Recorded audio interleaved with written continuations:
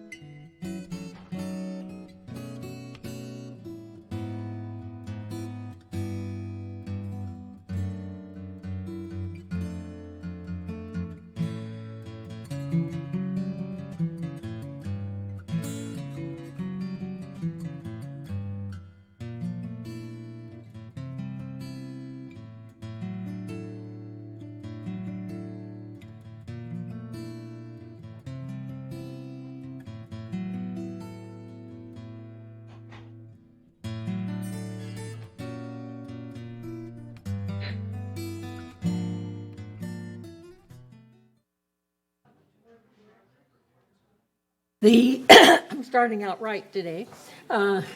This is the regular meeting of the Board of Directors of the Golden Rain Foundation of Laguna Woods, a California nonprofit mutual benefit corporation, Tuesday, January 3rd, 9:30, Laguna Woods virtual meeting will now come to order. So we have a quorum. Thank you. And the next item is the Pledge of Allegiance with Director Skillman. On this wonderful, rainy new year, which we so need, please join me in the Pledge of Allegiance to our flag. I pledge allegiance to the flag of the United States of America and to the republic for which it stands, one nation, under God, indivisible, with liberty and justice for all. Thank you. So the next item of business is, I'm going to acknowledge the media. And the next item of business is the approval of the agenda. Are there any, yes? Approving the agenda. Are there any objections? I have a comment about the agenda for changing one of the items on the agenda. Okay. I would like for item 14E2 to be moved to in front of the 12B, so we have a presentation for the EV charging before we entertain the motion for the canceling application for the EV charging. Thank you. Are there any objections? Did you repeat the change? The item 14E-2 and moved and combined with the item 12B. So we make a presentation before the motion.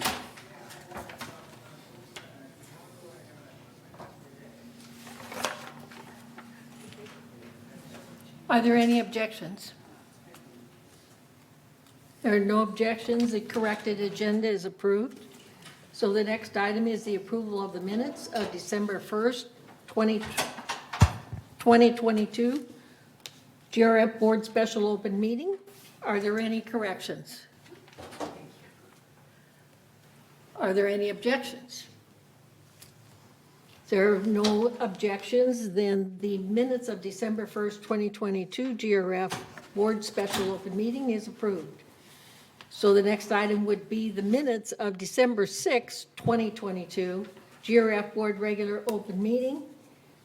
Are there any objections? Are there any changes? Sorry, got to get my order here. If there are no changes, are there any objections? So if there is no objections, the minutes of December 6th, 2022 is approved without objection.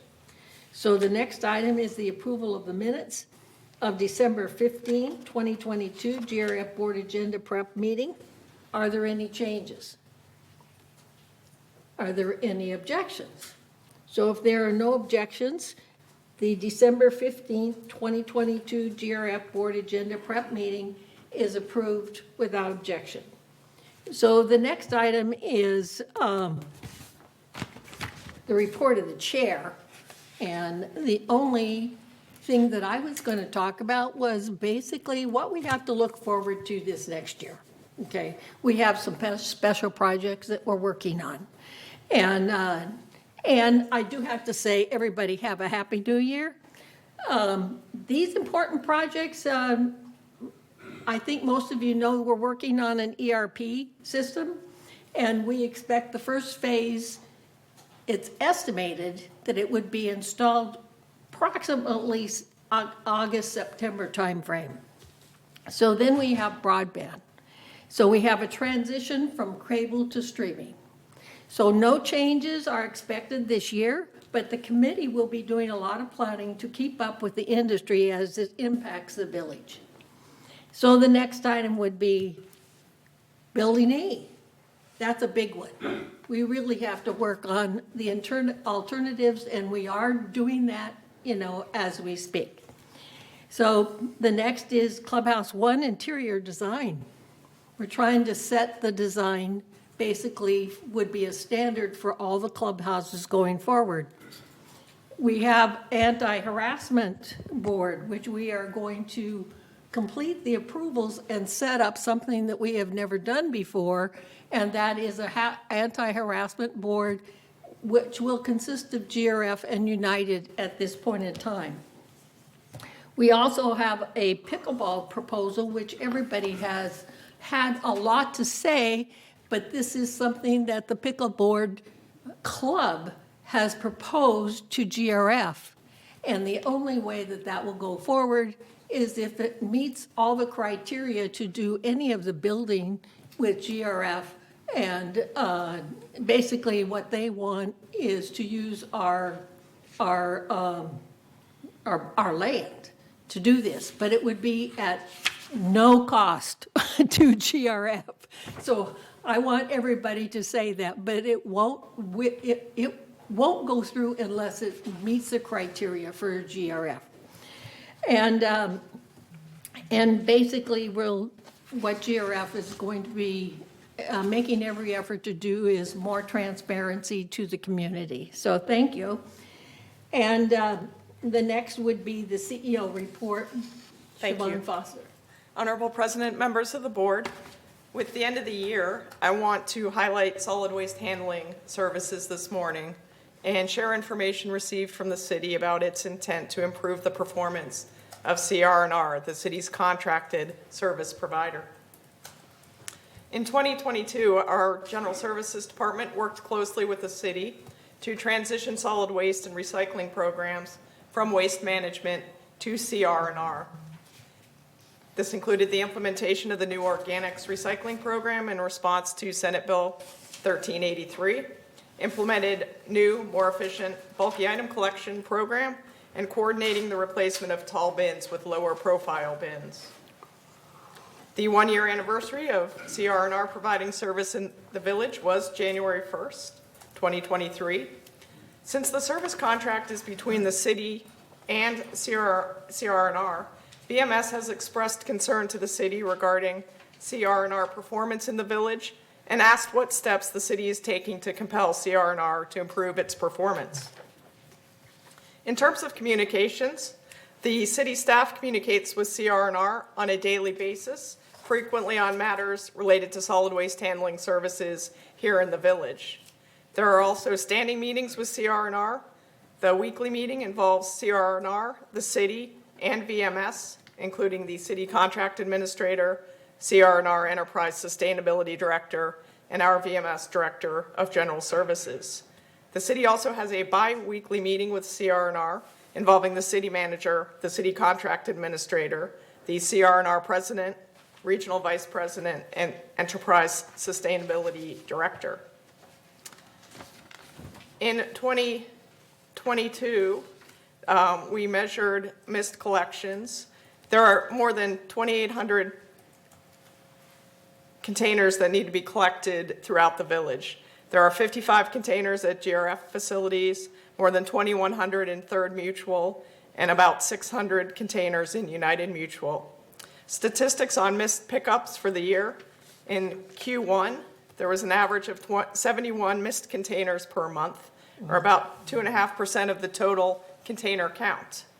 In the second quarter, the average dropped to 14 containers missed per month, or less than 0.5% of all containers in the village. In Q3, we saw an increase of missed containers. The average went up to 52 containers on average per month, or about 2% of total containers throughout the village. In Q4 through mid-December, there were 27 containers on average missed per month, or about 1% of the total containers in the village. CR&R identifies driver consistency as the primary factor contributing to missed collections. Notably, when relief drivers come in to provide services for the regular drivers, they're not as familiar with the village layout. The city is working with CR&R to identify solutions to compensate for the periodic need for relief drivers. This month, January, the city will begin conducting follow-behind field reviews of CR&R routes as part of these efforts. The city is also able to assess liquidated damages for containers not collected from the same enclosure or curbside location on 2 consecutive scheduled collection days. $1,200 in liquidated damages have been assessed for consecutive missed collections within the village in August, September, and October 2022. The city is finalizing the process to reimburse the housing mutuals for those consecutive missed collections for liquidated damages collected. So money will be coming back to the mutuals. GRF does not have anything that falls into this category.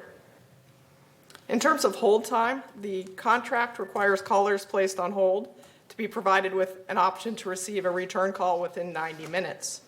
Average hold time for callers who choose to remain online have ranged from a low of 1 minute in April to a high of 24 minutes in September. For all but 2 of the first 11 months of the contract term, the average hold time was less than 9 minutes. For a majority of the first 11 months of the contract term, average hold time was less than 4.5 minutes. The city is also tracking specific incidents and the follow-up that was required that are performance issues. For example, on October 27th, CR&R experienced a technical issue causing one of their main servers to fail. So CR&R lost the ability to receive telephone and email communications from the village and other customers. This was resolved the next day on October 28th. Another example, on November 29th, the city notified CR&R that its Laguna Woods specific email address was not operating, and this was resolved the next day on November 30th. And another example, on December 8th, city staff notified of a concern regarding a bulky item collection vehicle parked at Clubhouse 4. The resolution on December 13th, CR&R notified the city that the driver was reassigned and will no longer be operating within the village. As a possible next step, based on the city's discretion, the contract allows the city to hold a performance hearing on a biennial basis to ensure services are being provided with adequate quality, effectiveness, and economy. The first opportunity to hold a performance hearing is July 2023, 18 months into the contract term. As a result of the review, the city may direct or take corrective actions for any performance inadequacies. So that's, again, at the city's discretion if they feel that that is necessary. So that's my quick update this morning on solid waste handling within the village. Thank you. Okay, thank you. So the next item in business is the open forum, 3 minutes per speaker. At this time, members only may address the Board of Directors regarding items not on the agenda and within the jurisdiction of this Board of Directors. The board reserves the right to limit the total amount of time allotted for the open forum to 30 minutes. A member may speak only once during the forum. So the speakers may not give their name to another person, no audio or video recording by attendees, no rude or threatening comments, and members can attend the meeting by joining Zoom, and the number is 981-312-57242, and I'll repeat that, 981-312-57242, or call 669-900-6833, or email meeting@vmsinc.org to have your message read during the open forum. So I'll turn it over to staff. Do we have any speakers today? Yes, first speaker is Cheryl Finnick. Okay. This is about the water turn off and turn on rule. I'm a condo owner, I've got a plumbing issue. I called my plumber. I followed the rule. I did not turn the water on and off in the building by myself because I believe in rules. And so I called up my home warranty provider. They said, okay, the plumber will be out on a certain date between 8 a.m. and 12 noon. Then I came to resident services. They said, you have a 2-hour plumbing time. So I'm asking you, if my plumbers are going to come out between 8 a.m. and noon, and resident services says I've got to give them a 2-hour time, what 2 hours do I choose? 8 and 10, 8:30 to 10:30? I mean, it's insane. And let me just preface this by saying the staff is exemplary. They tried so hard to help me out, but they said the board ruled on this. I also appreciate there's a rule for it, and you don't want the plumbing to be messed up. You have to control it. I get that whole reason for it. But sometimes what's on paper is not necessarily good in reality. A 4-hour time period is industry standard. You guys do it for yourself with cable people, non-emergency plumbing, electric. You give us a 4-hour period of time. Now let's get to the second part. For the stress of this, you charge us $25, which again, I don't mind. You have to charge it.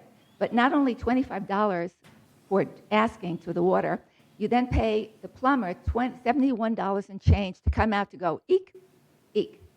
And then, and so that's a portion of the $71. Again, there's so many people turning the water on and off by themselves because of the stuff that you have to go through. I mean, the stress, the reality. I'm willing to fix the plumbing because I'm responsible for it. But gosh darn, folks, 4 hours for my plumber, 2 hours, what do I do? So what I'm asking you, and I know you have a huge agenda, if you respond to the people speaking, I would like to ask individually, each of you, what 2 hours would you have chose between 8 a.m. and noon? That's a choice I had. Because if my plumbers had to wait a half hour to have them turn on the water again, because they came out to turn on the water at 10 and my plumbers came out at 10, I would have to pay again the plumber to come out and off. So anyway, that's my tale of woe, and I'd really like a response to it. Thanks so much. Thank you. So the next speaker? Next speaker is Robert Reyes.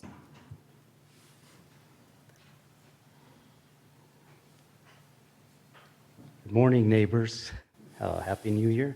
Thank you for your service. As a docent and ambassador of our community, thank you for selecting me. I love this community. I have 10 years here, and I believe in having a plan for the future. So I just retired, and I want to be active in my community. So excuse my ignorance if you've already addressed the following. I'm concerned about the cost of insurance and utilities and the lack of federal capping and oversight. I'm not sure what we'll do in the future.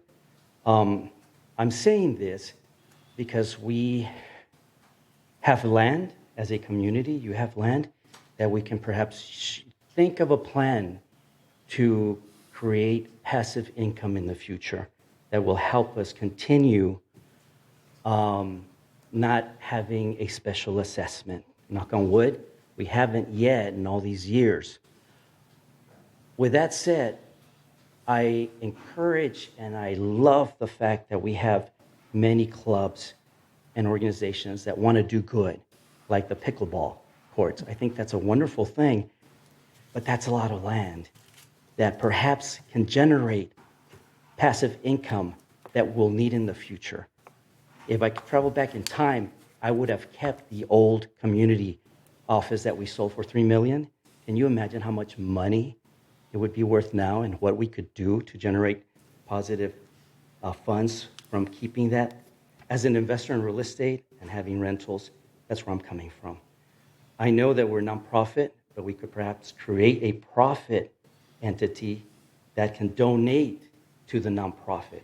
I'm just throwing out ideas. Perhaps you've been through this many times. I'm new, but I want to encourage clubs to do good, like the pickleball, and have good ideas, but I also believe in the future. As I attend meetings, I see people concerned because they're living off Social Security, and that's their entire retirement. And yes, we can say, well, that was never meant to be your entire retirement, you know.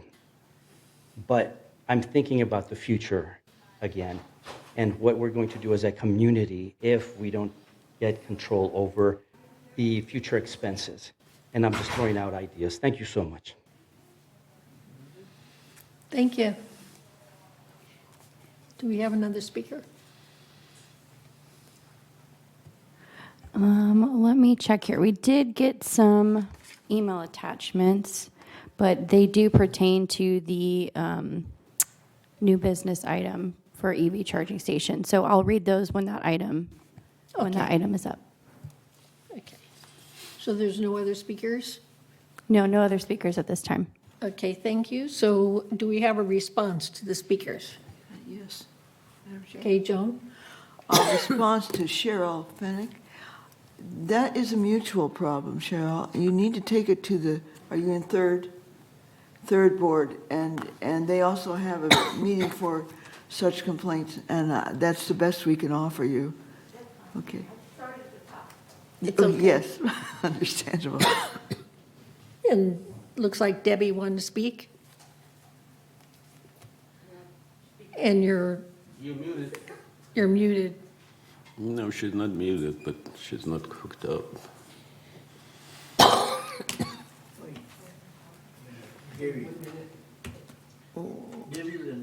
Now? Yeah. Okay, sorry, I have a new computer and it's, that's what happens. This is for Mr. Reyes, and I want to tell him that we appreciate his interest. And yes, he's right. We have talked about a lot of these things for a very long time. But if you have ideas, we welcome specific ideas with the problem and a solution. Because what happens is when we hear, we should do this or we should have done that, we can't look at the past. We can only look at the future.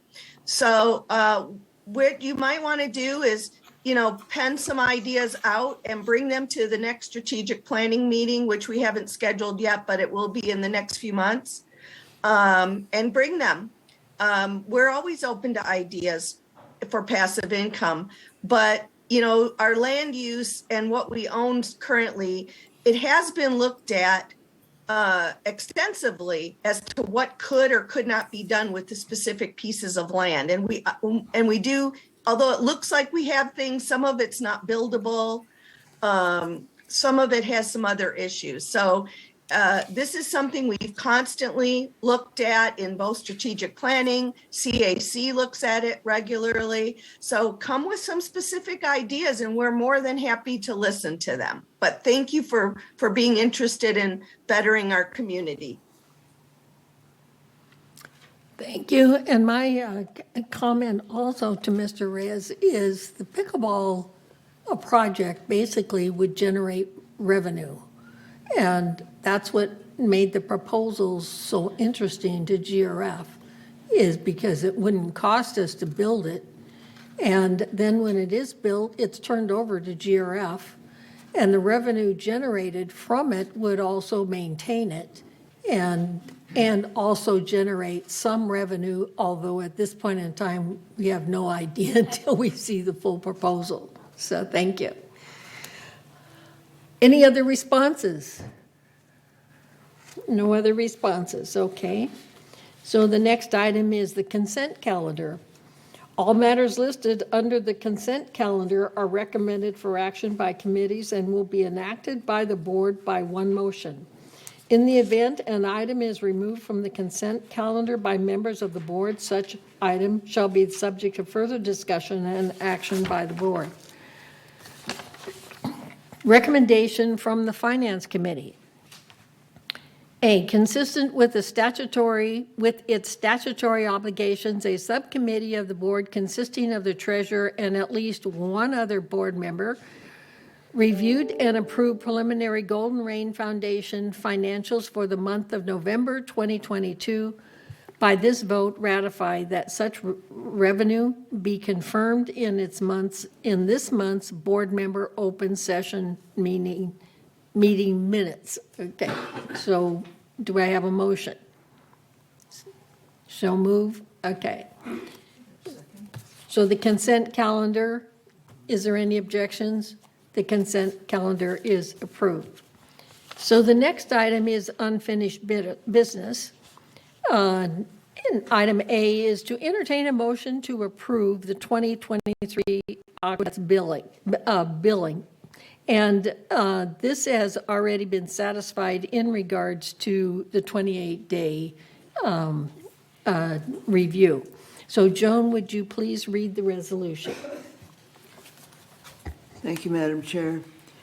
Resolution 90-22-XX, 2023 Aqueducts billing. Whereas the Aqueducts are a community club who offer an annual Aqua Follies water show, synchronized swimming, at Pool 1. The show takes place over the course of 3 days in the summer months. The Aqueducts have been performing for village residents for more than 55 years. And whereas, due to the nature of the show, alternative accommodations are needed to host an event at Pool 1, including, but not limited to, rental chairs for audience seating, set up around the perimeter of the pool, and lifeguard services during rehearsals and shows. And whereas on June 29, 2017, the Aqueducts received approval for the fixed dollar amount of $1,250 for services rendered. And whereas on December 9, 2021, Community Activities Committee reviewed the fixed dollar amount and advised staff to proceed with the 2022 show at the same cost due to prior shows being canceled during COVID. And whereas the cost to support the 2022 show was $5,135, GRF waived $3,885 in event expenses. Staff estimates a total cost of $5,181 for 2023 services and equipment rentals, an increase of approximately $46. And whereas the 2023 business plan does not include an allocation for the Aqua Follies show in 2023, and whereas on November 19, 2022, the Community Activities Committee recommended increasing the fixed dollar amount by $1,000, totaling $2,250 for services rendered.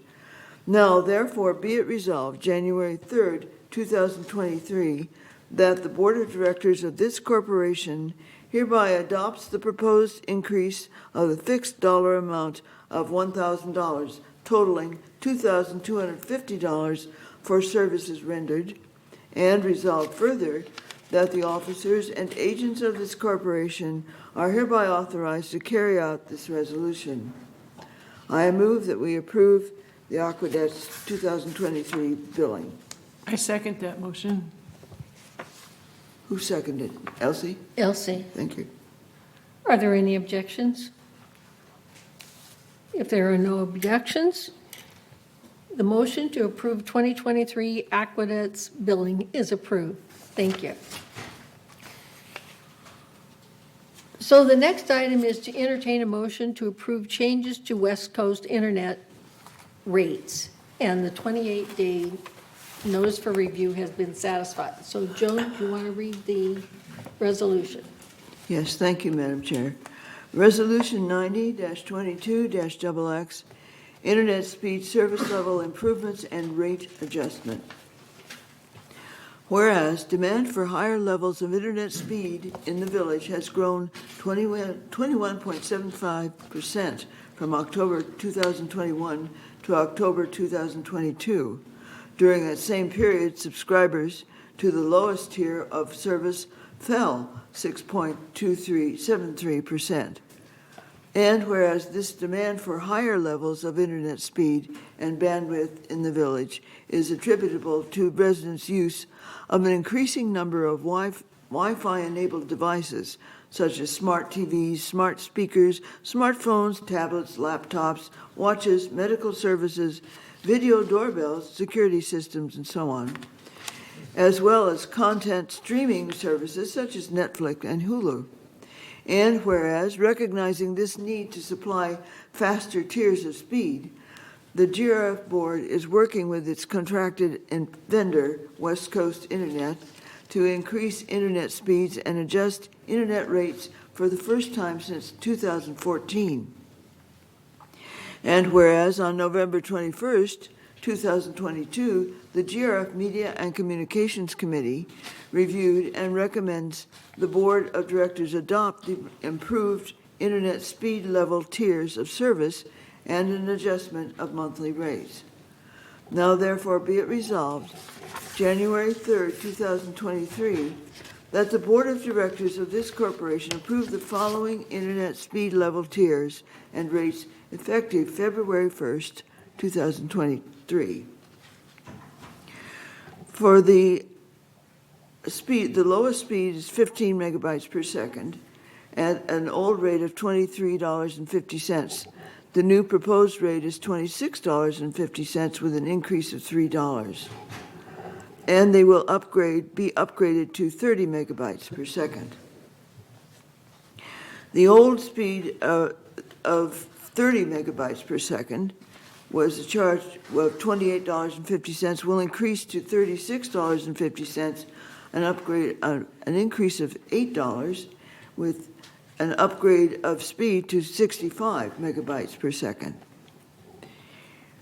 The old speed of 50 megabytes per second with an old charge of $38.50 is increased to $45, an increase of $6.50, but with an increase in megabytes to 125 megabytes per second. And the old speed of 100 megabytes per second with a charge of $48.75, the new rate will be $56.50, an increase of $7.75 with an upgrade to 250 megabytes per second.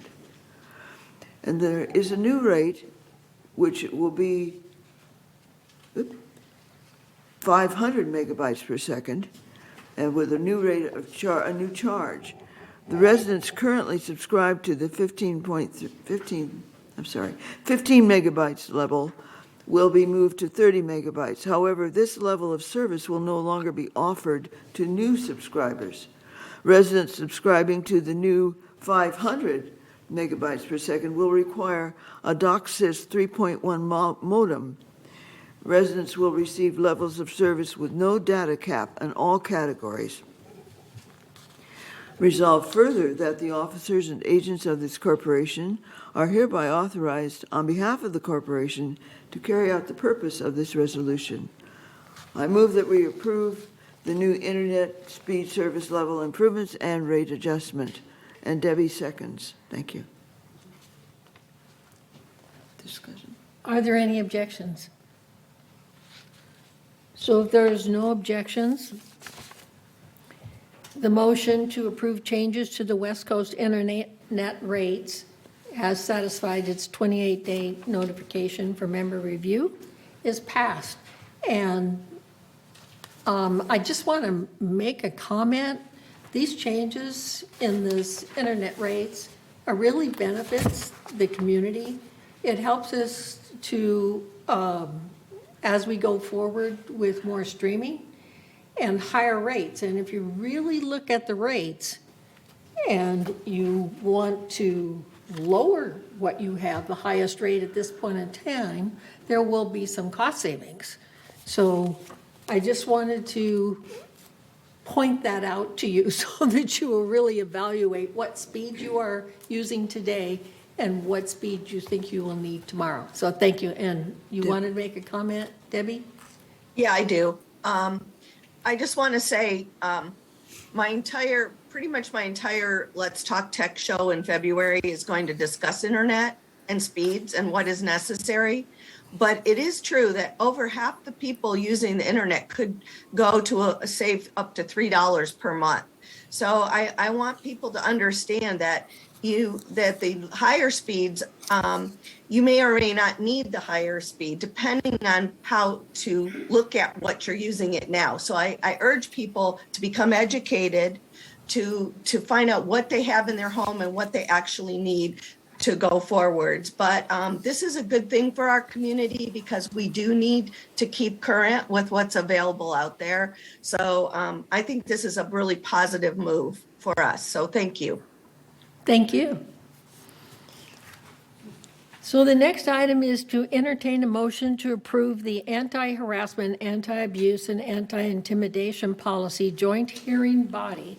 The 28-day notification for member review has been satisfied.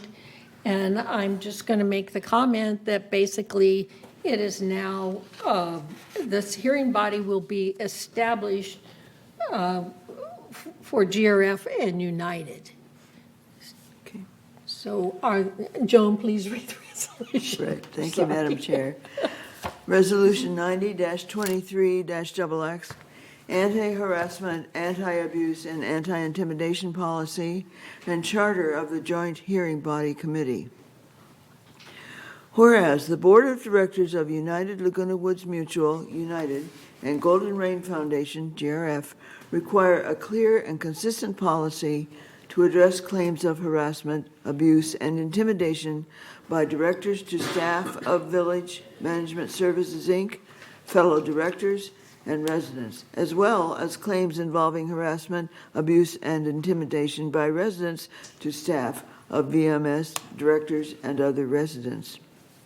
And whereas this anti-harassment, anti-abuse, and anti-intimidation policy, known as policy, is intended to provide guidance relative to such behavior and issue a mechanism for addressing same by the Anti-Harassment, Anti-Abuse, and Anti-Intimidation Joint Hearing Body Committee. And whereas this policy is being adopted by the Board of Directors of GRF and United in the exercise of their respective duties to maintain, protect, and enhance the value and desirability of Laguna Woods Village and the interests of all of its members. Now, therefore, be it resolved, January 3rd, 2023, that the Board of Directors of this corporation hereby adopts the anti-harassment, anti-abuse, and anti-intimidation policy and charter of the Joint Hearing Body Committee as attached to the official minutes of this meeting. And resolve further that Resolution 90-22-39, adopted September 6th, 2022, is hereby suspended and canceled, and resolve further that the officers and agents of this corporation are hereby authorized on behalf of the corporation to carry out the purpose of this resolution. I move that we approve this resolution. Well, I need a second. Okay, are there any objections? So if there are no objections, the motion to approve anti-harassment, anti-abuse, and anti-intimidation policy forming a hearing body is approved. Thank you.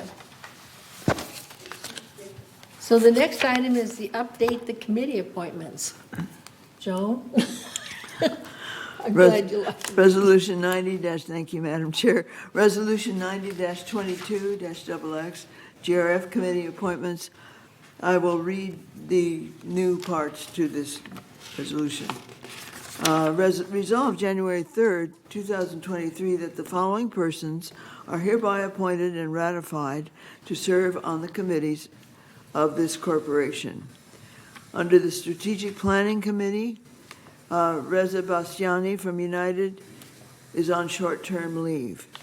Lenny Ross from United is appointed his temporary fill-in.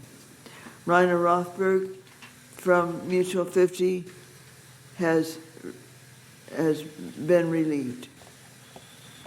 Community Services Activity, Annie McCary has been relieved. Kush Bahad has been added for third. Rainer Rothberg, Mutual 50, has been relieved. Frank Stern, Mutual 50, has been added. Peter Sanborn, as the alternate for Mutual 50, has been added. Under the Finance Committee,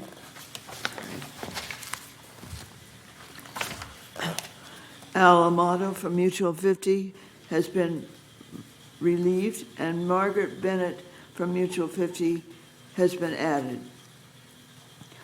No changes in ITAC committee. The landscape committee, Annie McCary, alternate from 3rd, has been dropped, and Lynn Jarrett has been, under advisors, has been dropped. Maintenance and construction committee, Reza Bastiani from United is on short-term leave. Allison Bach from United is his temporary fill-in.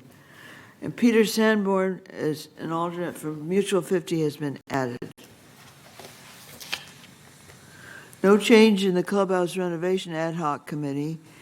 Under media and communications, Annie McCary from 3rd has been dropped. Chris Prince has become the regular member from 3rd. Moon Yoon as become the alternate from 3rd. Rainer Rothberg from Mutual 50 has been dropped. Margaret Bennett from Mutual 50 has been added, and Peter Sanborn is the alternate for Mutual 50. Under the advisors, Lynn Jarrett has been dropped. Under the website ad hoc committee, Annie McCary from 3rd has been deleted. Mark Laws from 3rd has become a regular member from 3rd, and Lynn Jarrett has been dropped from the advisors for that. Under the broadband ad hoc committee, Sue Stevens has been added as an alternate for Mutual 50. On the mobility and vehicles committee, Moon Yun has been added from 3rd. Allison Bach has been added from United. Frank Stern has been added from Mutual 50. Margaret Bennett has been dropped from Mutual 50. Security Community Access Committee, Annie McCary from 3rd has been dropped. Moon Yun from 3rd has been added. Peter Sanborn has been added as the alternate for Mutual 50. The Disaster Preparedness Committee, Allison Bach has been added from United. John Carter from Mutual 50 has been dropped. Rick Copps, resident from Mutual 50, has been added. And Sue Stevens is the alternate from Mutual 50, has been added. Under the Laguna Woods Village traffic hearings, board members by rotation, Mutual 50 has been dropped. Margaret Bennett from Mutual 50 has been added. Sue Stevens, alternate from Mutual 50, has been added. The Purchasing Ad Hoc Committee remains the same. The Select Audit Task Force remains the same. The Insurance Ad Hoc Committee has been dropped in total.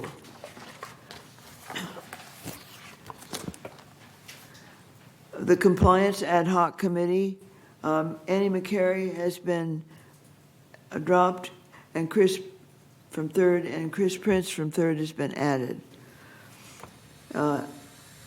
Resolved further that Resolution 90-2258 adopted December 6th of 2022 is hereby superseded and canceled, and resolved further that the officers and agents of this corporation are hereby authorized on behalf of the corporation to carry out this resolution. I move that we approve this resolution. Second? Jim. Second it? Thank you. Are there any objections? So if there are no objections, the update on the committee appointments is approved. Thank you. So we move on to new business, and the first item is entertain a motion to approve Rock and Rollers Club exception request clubhouse holiday hours. And this is basically for a special event that would be held on November 11th, and the hours would be extended to 10 p.m. So Joan, would you please read the resolution? Thank you. Resolution 90-23-XX. Rock and Rollers Club exception request to clubhouse holiday hours. Whereas the Recreation and Special Events Department oversees all recreation facilities, on May 5th, 2020, GRF approved and adopted clubhouse holiday hours, Resolution 90-20-19, allowing all clubhouses to close at 2 p.m. on Veterans Day, beginning January 2021. And whereas Rock and Rollers requested for an exception to clubhouse holiday hours and is requesting to meet in Clubhouse 5 on Saturday, November 11th, 2023, from 3 to 10 p.m. And whereas on December 8th, 2022, the Community Activities Committee approved the request for exception to extend the holiday hours on November 11th, 2023, and extra fees to be paid by the Rock and Rollers Club. And whereas full-time and part-time hourly staff who are scheduled to work on one of the designated VMS holidays receive holiday pay equal to 1.5 times base pay. And whereas the Rock and Rollers Club reservation is for 7 hours, setup and breakdown of the main lounge takes a total of 4 hours. The cost to staff Rock and Rollers Club on November 11th, 2023 is approximately $477. Total includes wage rate plus holiday pay, burden rate, and overhead rate. The labor, $477, and room rental of $170, total $647. Now therefore be it resolved January 3rd, 2023, that the Board of Directors of this corporation hereby adopts the exception to extend the holiday hours on November 11th, 2023, and extra fees to be paid by the Rock and Rollers Club. And resolved further that the officers and agents of this corporation are hereby authorized to carry out this resolution. I move that we approve this resolution. Who seconds? Second. Reza, thank you. Are there any objections? So there's no objections. The motion to approve Rock and Rollers Club exception request to clubhouse holiday hours is approved, so thank you. Does this require a 28-day? Sorry. 12B. Does this require a 28-day? No. Oh, no. No. Okay, thank you. Thank you. All right, so the next item is to entertain a motion to cancel all remaining electrical vehicle charging station applications under SEC Charge Ready 2 program. But before we make the motion, I'd like to have Bart Mahia report on this. Thank you. Okay, before Bart start, I just want to say a Okay. couple of words. Okay. On December 12, we met in Clubhouse 5 regarding the SCE proposal. And the meeting was focused on the proposal, not other issues. The staff made a detailed presentation regarding the SCE proposal. And then it was open to director and members' comment. There were a lot of comments, some of them related to the proposal, some of them not related to the proposal. And at the end, a motion was made and carried to recommend the board approve the cancellation of the remaining application under this program. But due to some of the comments that I made, I asked staff to incorporate some of those related into the proposal, into the presentation, and bring it back. So before this board vote, you're going to hear the updated one, although I want to mention that none of those changes that was made really changed the nature of the proposal. It was just comment that was incorporated. So for that, would you please listen to the brief presentation by the staff, and then you guys can decide what we're going to do with this issue. Thank you. All right, thank you. Thank you, Chair Karimi. Madam President, members of the board, I appreciate the opportunity to present to you this item before you. As Second Vice President Karimi stated, we presented this item to the M&C Committee on the 12th. The presentation included the latest updates from Edison, the latest feasibility studies, received comments from the members, and we have now incorporated those comments within the staff report, and they will be a part of the presentation that will follow shortly. Just in summary, some of the comments that were received included a more detailed breakdown of what we consider the rough order of magnitude for GRF's share of the cost, which is part of your staff report.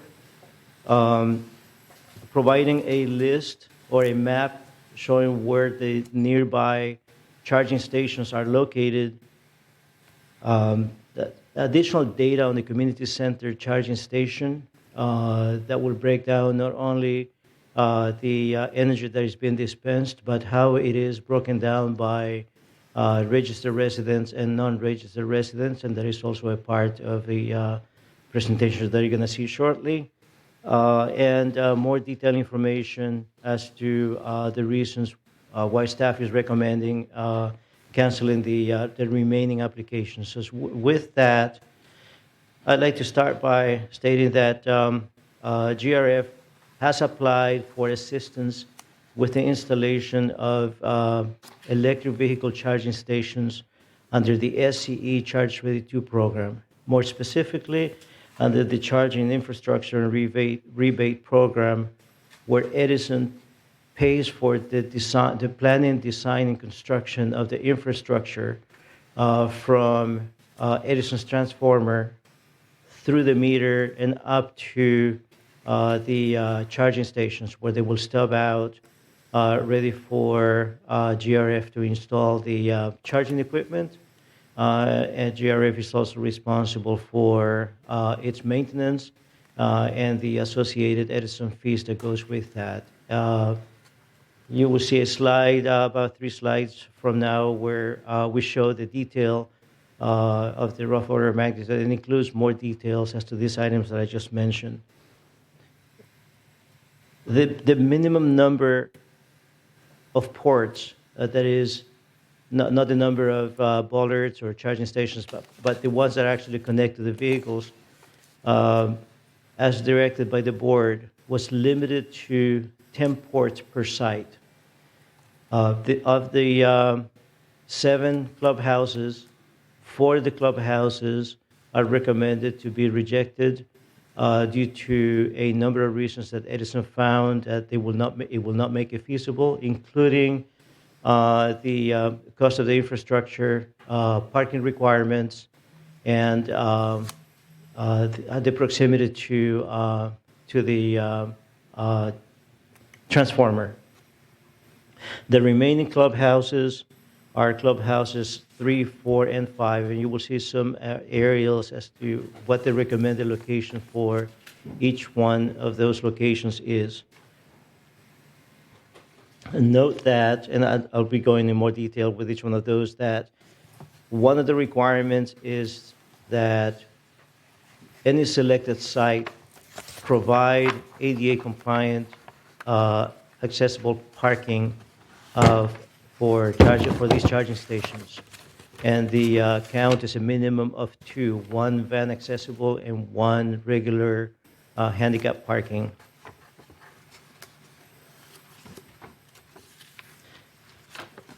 The next slide will show an aerial view of clubhouse number 3. The area that you see highlighted in red, and by the way, we have provided copies of this PowerPoint presentation for your reference. Additional copies are here for the audience if they wish to get copies of this. So the area that is highlighted in red is the location that Edison found as the most feasible location. Again, it is for 10 ports. Given that this is angled parking, this specific location requires using a minimum of 12 existing parking spaces to accommodate the 2 handicap parking stalls that will go with this. The transformer that they will be tapping into is just above the building that's labeled Clubhouse 3. So it is a relative short run. Edison proposes to bring the power from that transformer over to the charging stations and then provide parking lot modifications to meet the new grades required for ADA, as well as a clear definition of the path of travel from the charging stations to Clubhouse 3. The next aerial is for Clubhouse 4. For Clubhouse 4, again, I'm highlighting the area that Edison proposes is the most feasible location. Originally, GRF had applied for installation of the charging stations at the end of the cul-de-sac, just below this red area, but the distance was too high, so this one became the most feasible location. Again, 10 ports. This one utilizes 11 existing parking spaces to accommodate the ADA requirements. And for Clubhouse 4, which is our next aerial, I'm sorry, we're just reviewing Clubhouse 4. Clubhouse 5, for that, they have selected or they recommend the area that is highlighted in red just to the north of Clubhouse 5. Again, this one utilizes 11 parking spaces to accommodate the 10 ports, plus the parking improvements.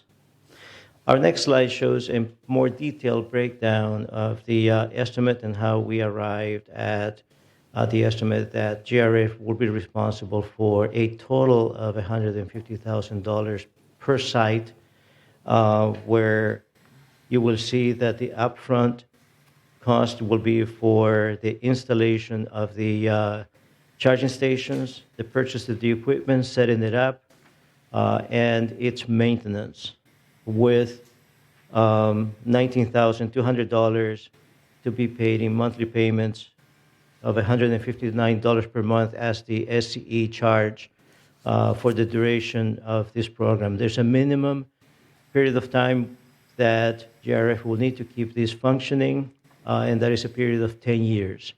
And that is one of the commitments. There are additional commitments that we will need to consider and take action, such as the execution of an easement for any location that is selected to move forward, if any.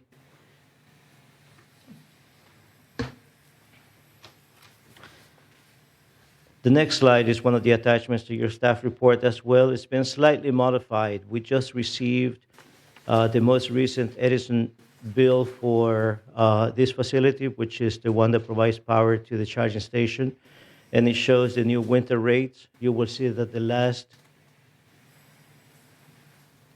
two lines have been changed from your report, showing that the new winter rates are much lower than the summer rates, and at the current usage, it is not longer in the negative, it is in the positive, and should remain like that for the duration of the winter rates. Once the summer rates come back, if no changes are made to the charging rates, and this is an item that we're going to bring before the committee and you at a future time to consider an adjustment to the rates. We will look at the rates of the surrounding charging stations and for us to be within a certain percentage of those rates so that they remain competitive. The next slide shows the breakdown of the users of the charging station here at the community center. You see that about 30% of the users are registered residents, and the balance is from the general public. So as a recommendation based on a review of what it will take to implement these charging stations, dedicating the number of parking spaces that, as mentioned before, for some of the clubhouses, it became unfeasible because as per planning, per the city's planning department, they are underparked. Allowing these parking spaces to be used for the charging stations will prevent any future expansion of any of the clubhouses that will require additional parking. And we do not know what that will be in the next 10 years. So just to be aware, even for those clubhouses that have met the requirements, know that once assigned to the charging stations, They cannot be used for any other purpose. If there is a deficiency in the future for any expansion of any of the clubhouses, we will either have to find additional parking elsewhere or file for a variance.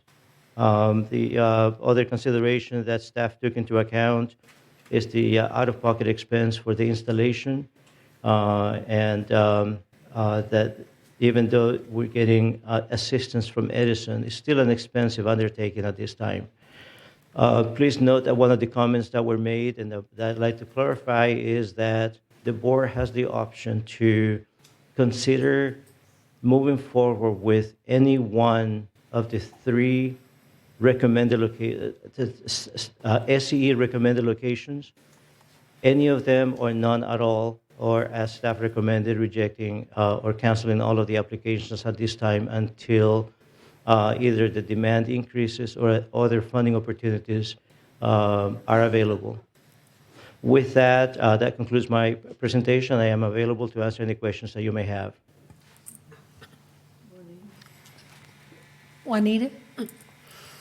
It's my understanding that EV chargers will be put into the new City Hall parking lot when that's finished with the new library because it's new construction.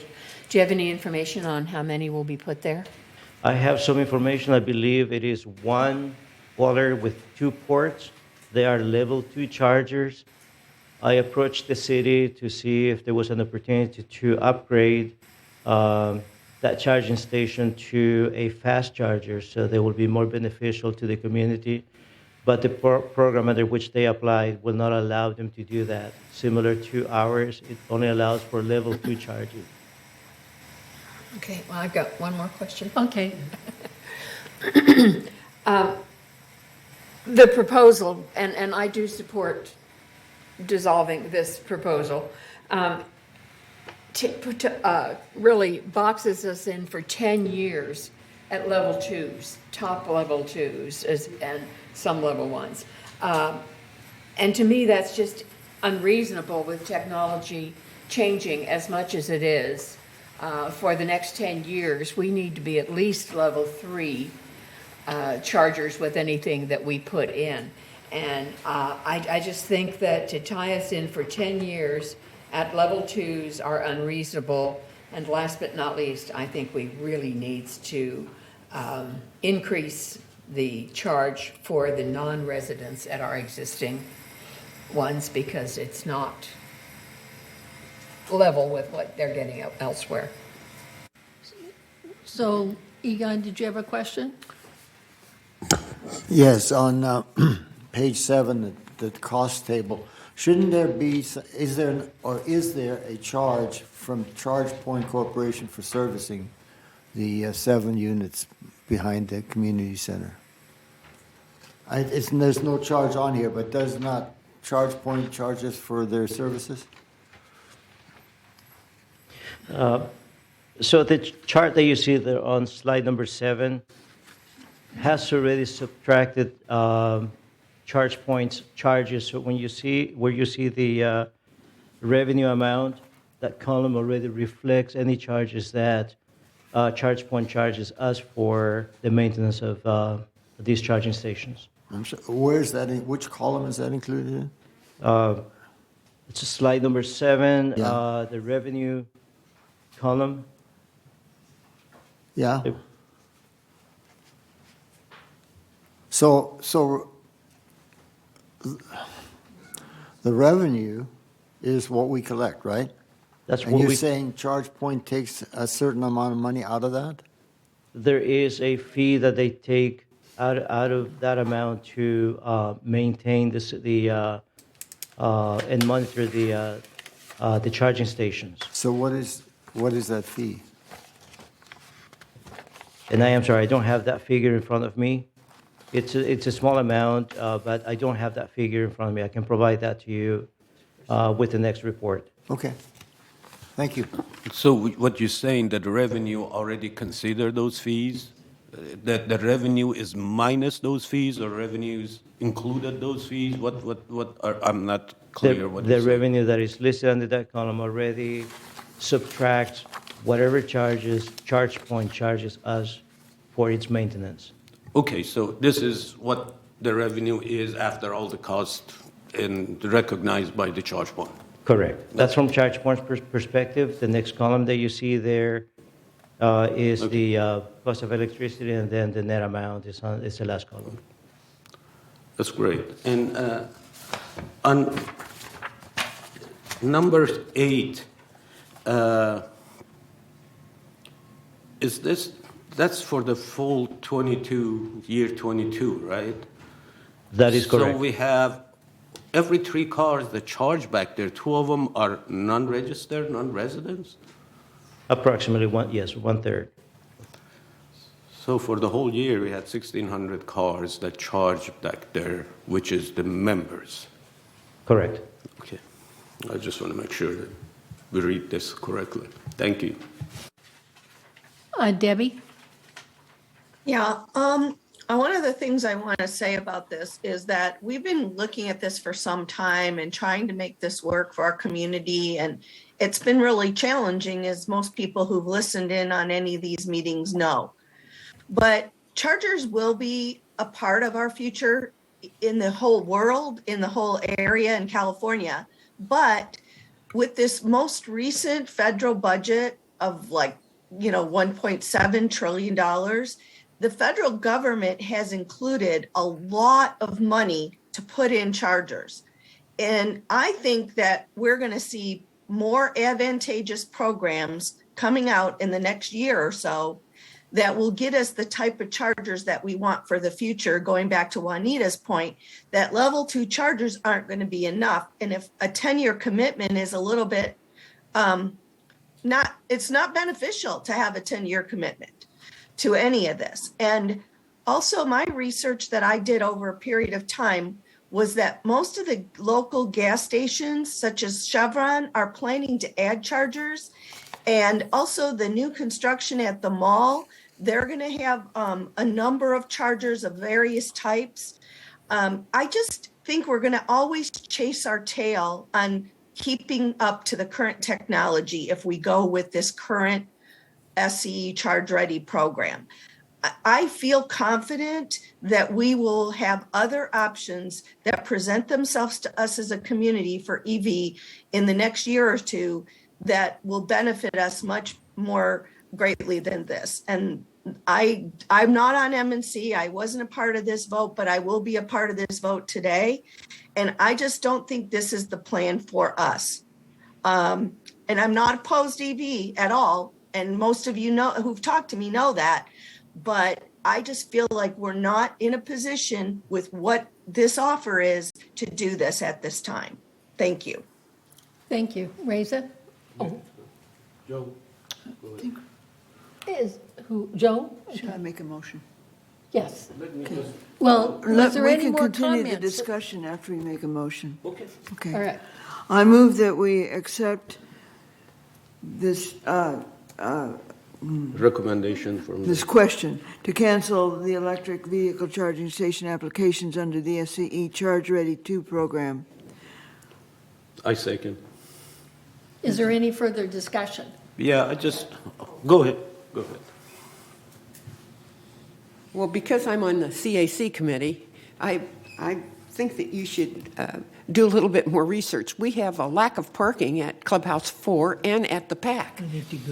And we can't afford to lose those parking spaces, especially if we have 2 things going on at the PAC. People are parking in the streets. So, we need to look further for other places. And like I suggested or mentioned, the auxiliary parking lot over by Clubhouse 1, a lot of times that's not even used. So maybe that's a consideration. That's my comment. Thank you. If I may add to that, because that's one of the preferred locations that I asked Edison to find a way to recommend approval for that. However, from a planning perspective, when looking at the parking requirements for Clubhouse 1, it is underparked as per the current standards. So even that overflow parking lot. It is part of the parking count, and we could not make that work at this time. Okay, Reza? Yeah, I just want to make sure that we all understand, this is just for the SCE application cancellation. The EV charging issue going to be with this community regardless. We need to look at that collectively as a village issue, not just, a part of the issue from, public areas and all of that. At the same time, I think staff were looking at all the available station around here, and they're going to publish that, if I'm correct, or over a TV6 or whatever is necessary. I go on TV and talk about it, where they're located, so people know what are the fast charging stations around here that can be used. Probably more convenient than having it in Clubhouse. If you are Gate 1 and want to come to Clubhouse 5, probably it's easier to go somewhere else to do that. But the point is that we have an issue called energy issue at the village. We need to solve that because, I just get a little bit personal in that, say that if I buy the EV car, I don't want, my concern is that I want to do it in my carport. People that have garage have no problem. But if I have a carport, I can still do it, but I'm not going to be efficient at all. So we need to look at the energy issue within the community. And also this proposal for 10 years committing to a technology that might be changing in 2 years, that's not advisable. If any of us know about the technology, they change every year. There are a lot of, patent going on with the different way to charge batteries. And as one of the wise men on this board said that, James, that one of the patent that was approved, they're using the satellite to charge the batteries. I mean, if that case, put your car wherever you want and use your cell phone to charge your battery. But those are all the things that are coming up. And as a community, we need to look at all of those and not commit ourselves to something that might be obsolete within a short period of time. That's my advice, that's my input. But, we are going to be facing this issue regardless. But this is just for the SCE. Do we want to commit ourselves to this for 10 years? That was the question. Thank you. So I want to thank you for this presentation and for Reza addressing this, because the comments recently after we had that special meeting for the MNC was, how did we make a decision so quickly? And so many people out there assume that GRF doesn't thoroughly investigate the issue before making a decision.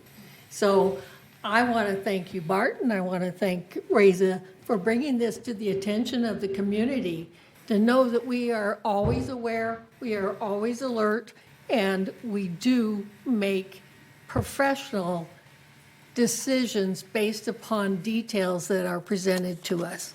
So are there any other comments then? Okay, all right. We do have a few comments that were emailed in, and then there was Ann Beltran on Zoom who's requesting to speak as well, so I'll pull her in right now.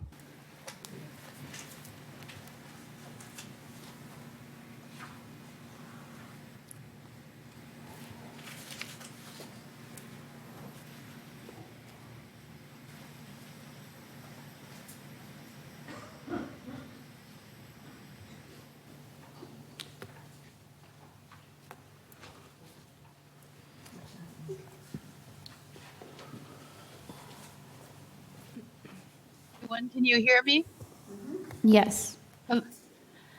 Thank you. I'm encouraged today by the remarks of some of the directors on GRF, particularly the remarks of Director Karimi, Juanita Skillman, Debbie Dotson, and the commitment to continuing forward with the research and development angles that VMS will have to undertake for us. That's really what I wanted to hear, that we are cognizant this issue is not going away, that GRF is not washing its hands of the need to address this issue on an ongoing basis. Our electric infrastructure, at one of the recent meetings, Bart said that our average annual increase in electrical costs is going to be 5%. So a 5% average increase year over year going forward, which will really begin to hit our HOA fees, residents' individual costs, and there is just a lot of pressure for us to keep going forward looking at this issue of upgrading our electric infrastructure.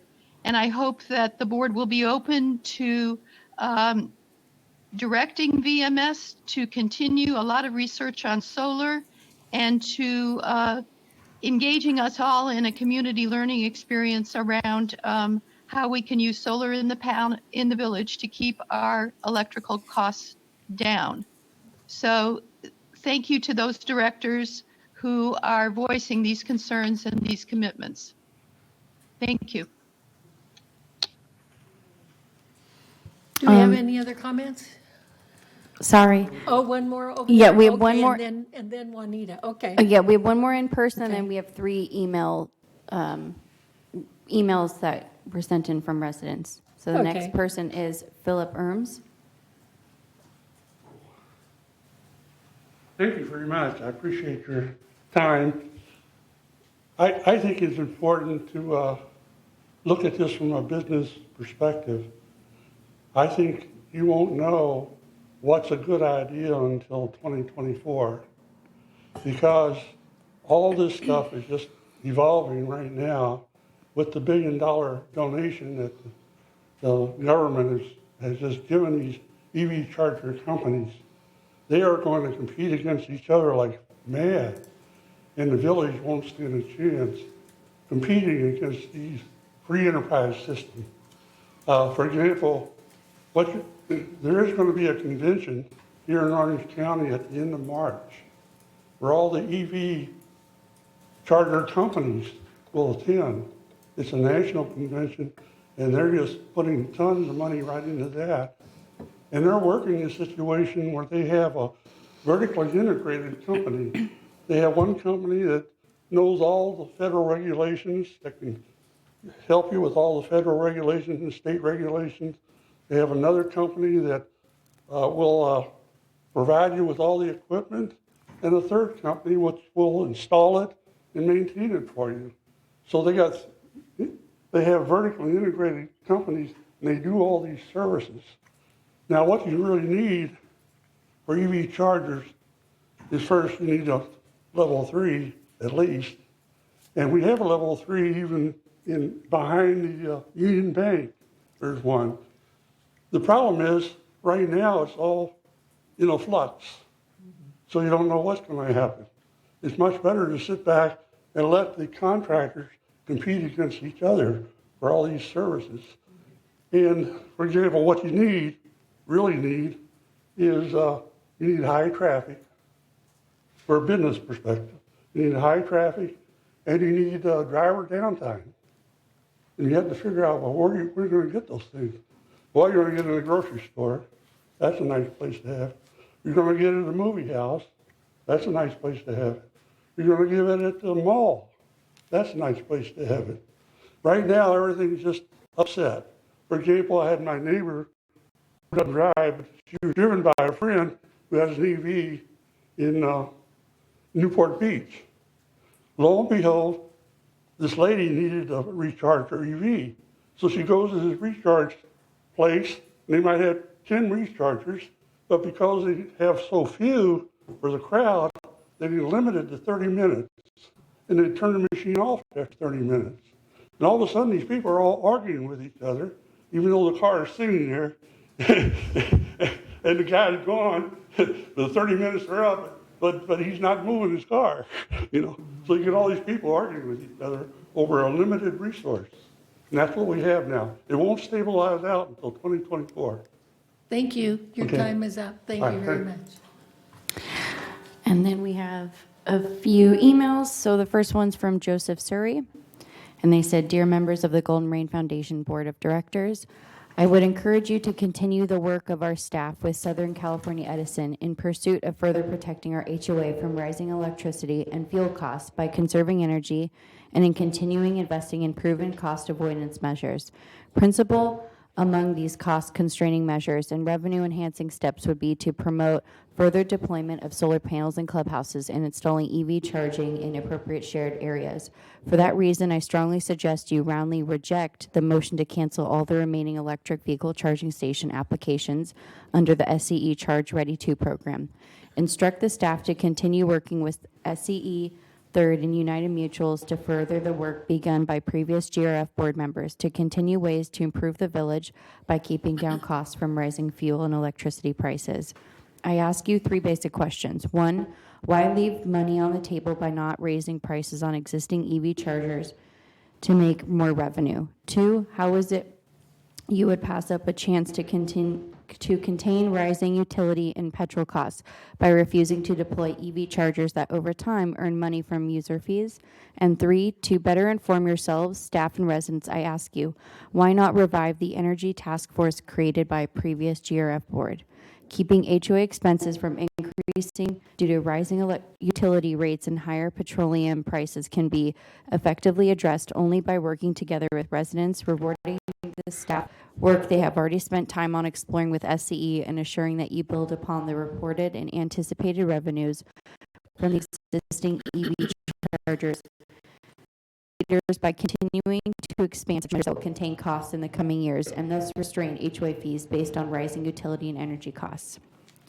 The next one's from Mary Sinclair, and they said, "Dear GRF board members, I am one of many, many residents who do not own an EV right now, but one day I will, and so will everyone else in the village. When I transition to electric, going outside the gates to charge my car will be unthinkable when there are electric plugs right in our carports.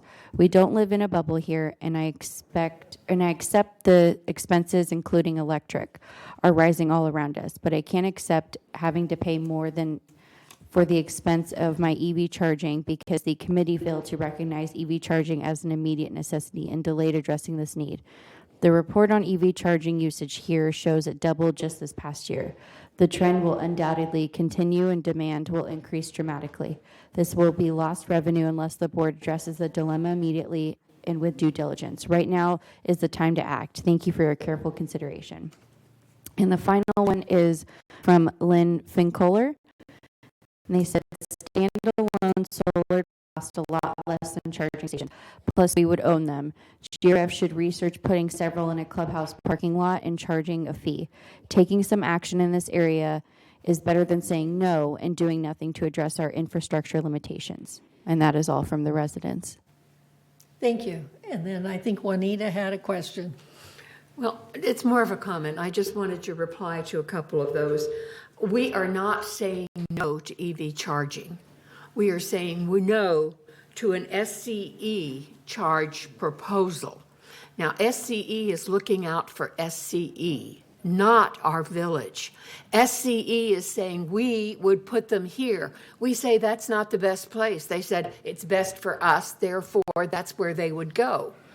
And so I think we need to be aware of our needs, continue to study this, to look what's happening in the future. And there's things happening every single day and new technologies.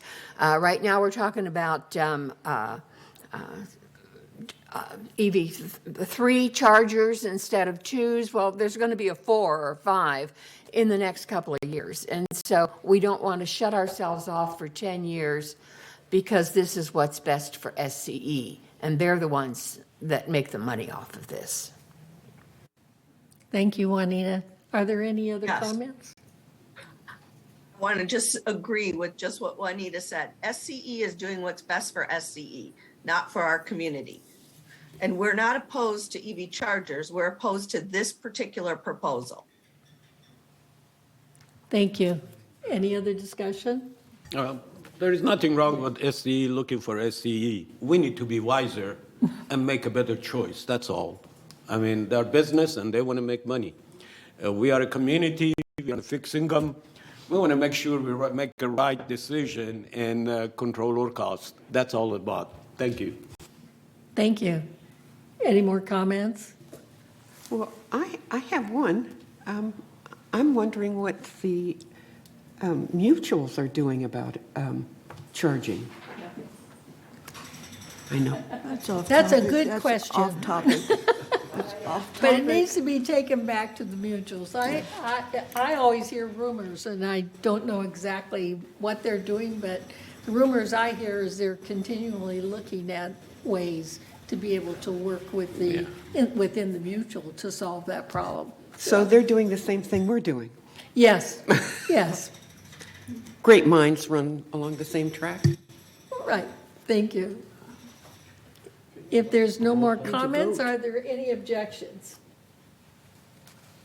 to the motion? So if there are no objections, the proposal for the application, SEC application to cancel it has been approved. So thank you. So the next item is entertain a motion to approve GRF credit card and transaction fee active debt. Now, this will go on a 28-day notification for member review. So before I have Joan read the resolution, I want to make it very clear that this is a transaction fee for the credit cards for recreation events, but it does not include the PAC or golf but golf and the PAC I know for sure. I don't know the other uses that we have in the village here for the credit cards. So it's just for recreation events that we have during the year that you can go online and actually use the credit card.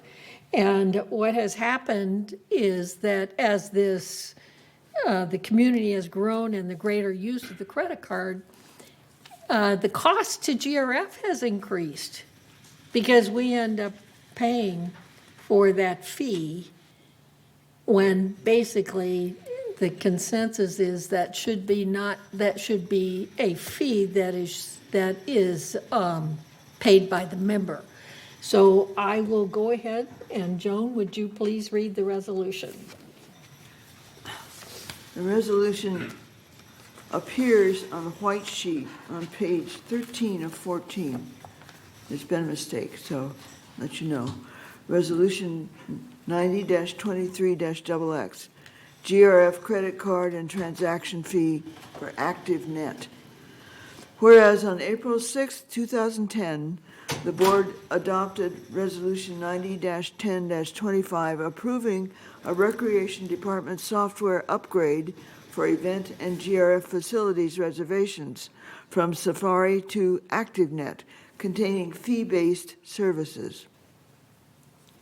And whereas the Golden Rain Foundation currently absorbs all transaction and credit card fees for in-person purchases and transaction fees associated with ActiveNet. And whereas on December 27th, 2022, the Finance Committee approved the CAC recommendation of GRF credit card and transaction fees within ActiveNet be paid by the member for transactions online and in person. And now, therefore, be it resolved, February 7th, that's 2023, the Board of Directors of this corporation hereby adopts the proposed recommendation regarding the ActiveNet credit card and transaction fees incurred by GRF to be paid by the user. Resolved further that the officers and agents of this corporation are hereby authorized to carry out this resolution as written. I move that we approve this resolution for discussion purposes today and postpone the final vote for 28 days per Civil Code 4360. Need a second. Thank you. Is there a second?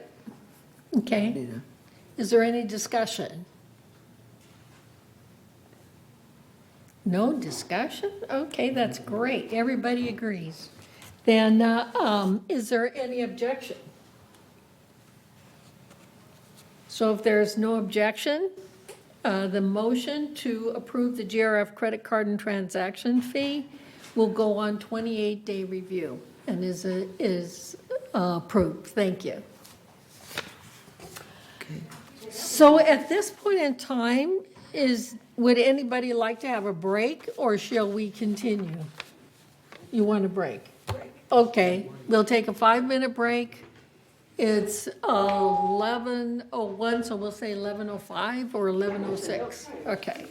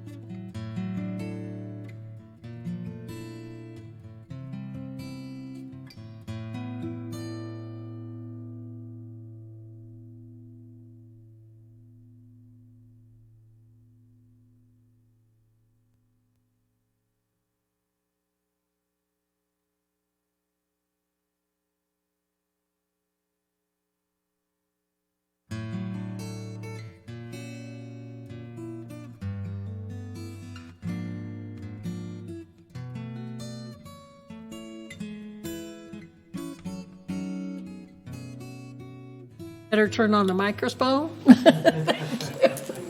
Okay, so the next item on the agenda is committee reports, and the report of the Finance Chair, Director Hopkins.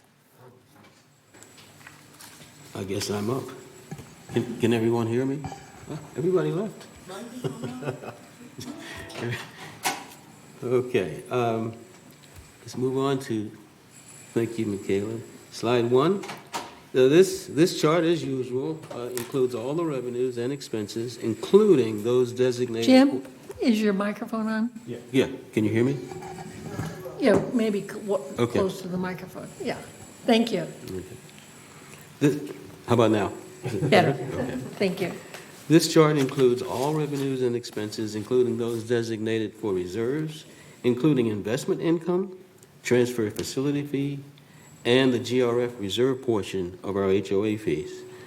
It also includes the contingency portion of our HOA fees. This report shows that through November 30th, 2022, GRF had a net revenue of $3,869,000 with a total revenue of $43,867,000 and total expense of $39,998,000. GRF was better than budget by $1,606,000 with total expenses coming in at $2,596,000 better than anticipated. The favorable results seen in expenses were partially offset by lower revenues, that is $990,000. These revenues were significantly impacted by unrealized investment losses this year. Slide 2, please. The next chart displays the operating fund, which excludes the non-operating revenues I mentioned before and depreciation as well. This report shows a favorable variance of $2,294,000 through the reporting period, with expense better than budget by $2,564,000, offset by revenue, which is worse than budget by $270,000. Slide 3, please. Now, this chart reflects the current market value of the GRF Reserve discretionary investment portfolio and its original market value at the time of inception. You may recall we took on this portfolio back in November of 2019. The current market value of the GRF portfolio is $18,210,000, and that's compared to a value at inception of $19,031,000. The year-to-date market value has decreased by $1,320,000, or 6.8%, and has decreased by $821,000, or 4.3%, since inception.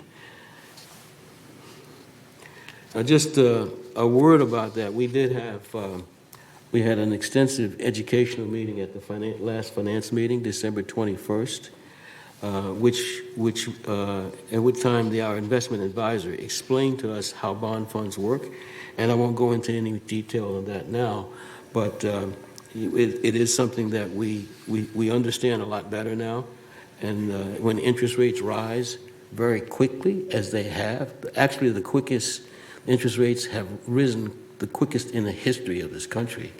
And so bond funds are slow to react to that just because of the nature of bond funds. As a result, it takes time for the bond fund to catch up to what's going on with interest rates. In the meantime, the bond funds being sold on open market have less value. The principal is still there. So when you hold a bond to maturity, you still realize the principal, and you get back the principal as well as the interest rate. And so there's very little risk of loss. We just have to make sure we hold on to them until it catches up.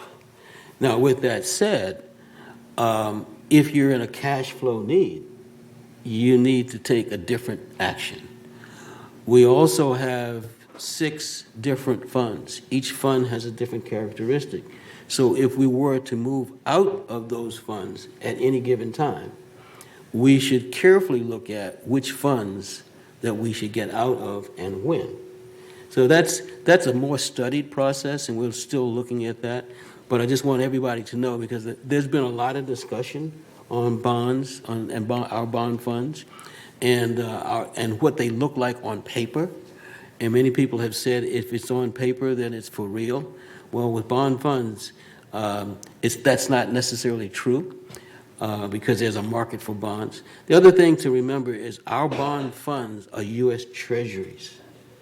About 90% of them are invested in U.S. Treasuries. So the principle is there. We just have to hang in there. But if we ever needed, let's just say for whatever reason, we needed cash right now in order to fund our reserves, then yes, we would be forced to strategically liquidate some of those reserves. That's not the case, and the next chart will show where our reserve fund is. Next chart, please. Okay. The next slide shows that of the $18,210,000 portfolio mentioned, okay, in slide 3.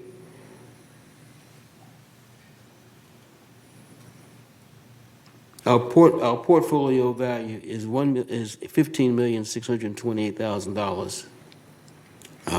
In addition to discretionary investments, the reserve fund assets include $11,533,000 and non-discretionary investments of $4,314,000. What that means is, and let me interpret that our portfolio, even though we said it was $18 million, it actually splits between some non-discretionary investments as well as our portfolio investment of $18 million. So this is a little bit complicated here to understand it, but it just says that we're more liquid than it looks like on paper. Slide 5, please. Now back to the operating fund, which has a more significant impact on HOA assessments. This slide shows that the most significant operating variances by category, with the green bars representing favorable variances and the orange bars representing unfavorable variances. There's really no change here since we started this on an ongoing basis. Our employee-related expenses have been favorable against budget, and that's due to still vacancies and the continuing problem or challenge of replacing and filling the slots that are there. The other operating expenses have a positive variance of $220,000, and that's due to the timing of such items like filing fees, permits, and postage. We should see that at the end of the year. We should see that decline just a little bit, because as the timing is, we just mailed out some of the. There's a tremendous mailing expense associated with mailing out our fee assessments, et cetera, et cetera. Okay. The next is legal fees, and we've done a really credible job of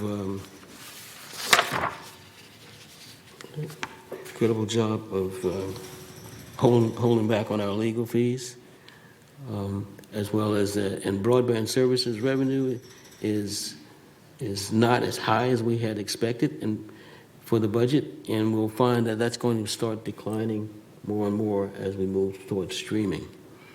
Utilities and telephone expense, there's a negative variance of $323,000. Again, those fees are rising faster than we had anticipated in our budget. Slide 6, please. This slide shows our sources of revenue other than assessments, such as fees and rentals.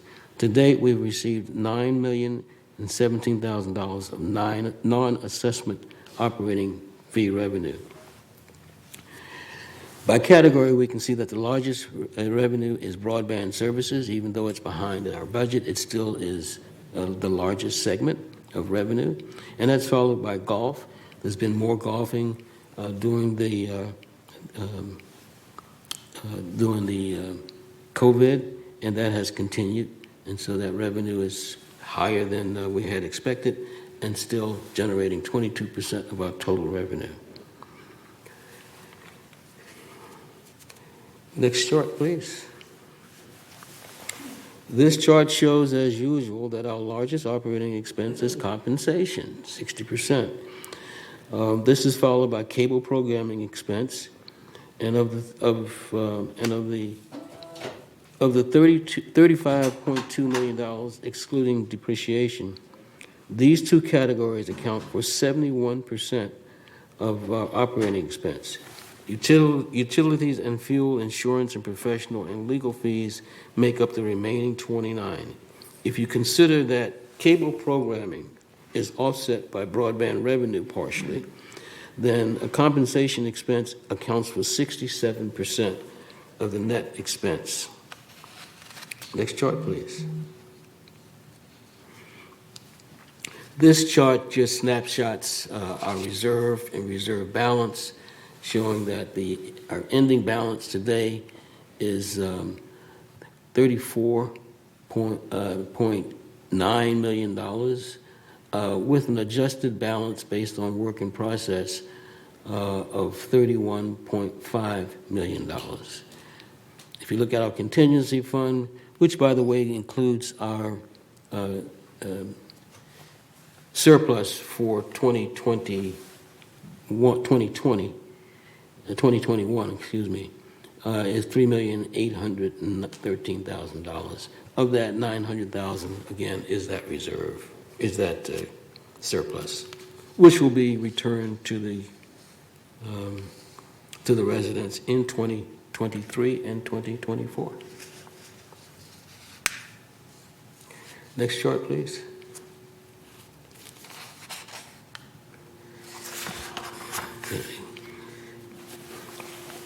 This chart shows our resale history from 2020 to 2022. The community-wide sales total 833 through November 30th, 2022. Most of these transactions generate the trust facility fee. I want you to notice that in November of 2022, it's basically has been our lowest, on this chart, has been the lowest sales in a given month, except for May 2020 and June 2020. So the interest rates have not only impacted our investment, but has impacted our sales also.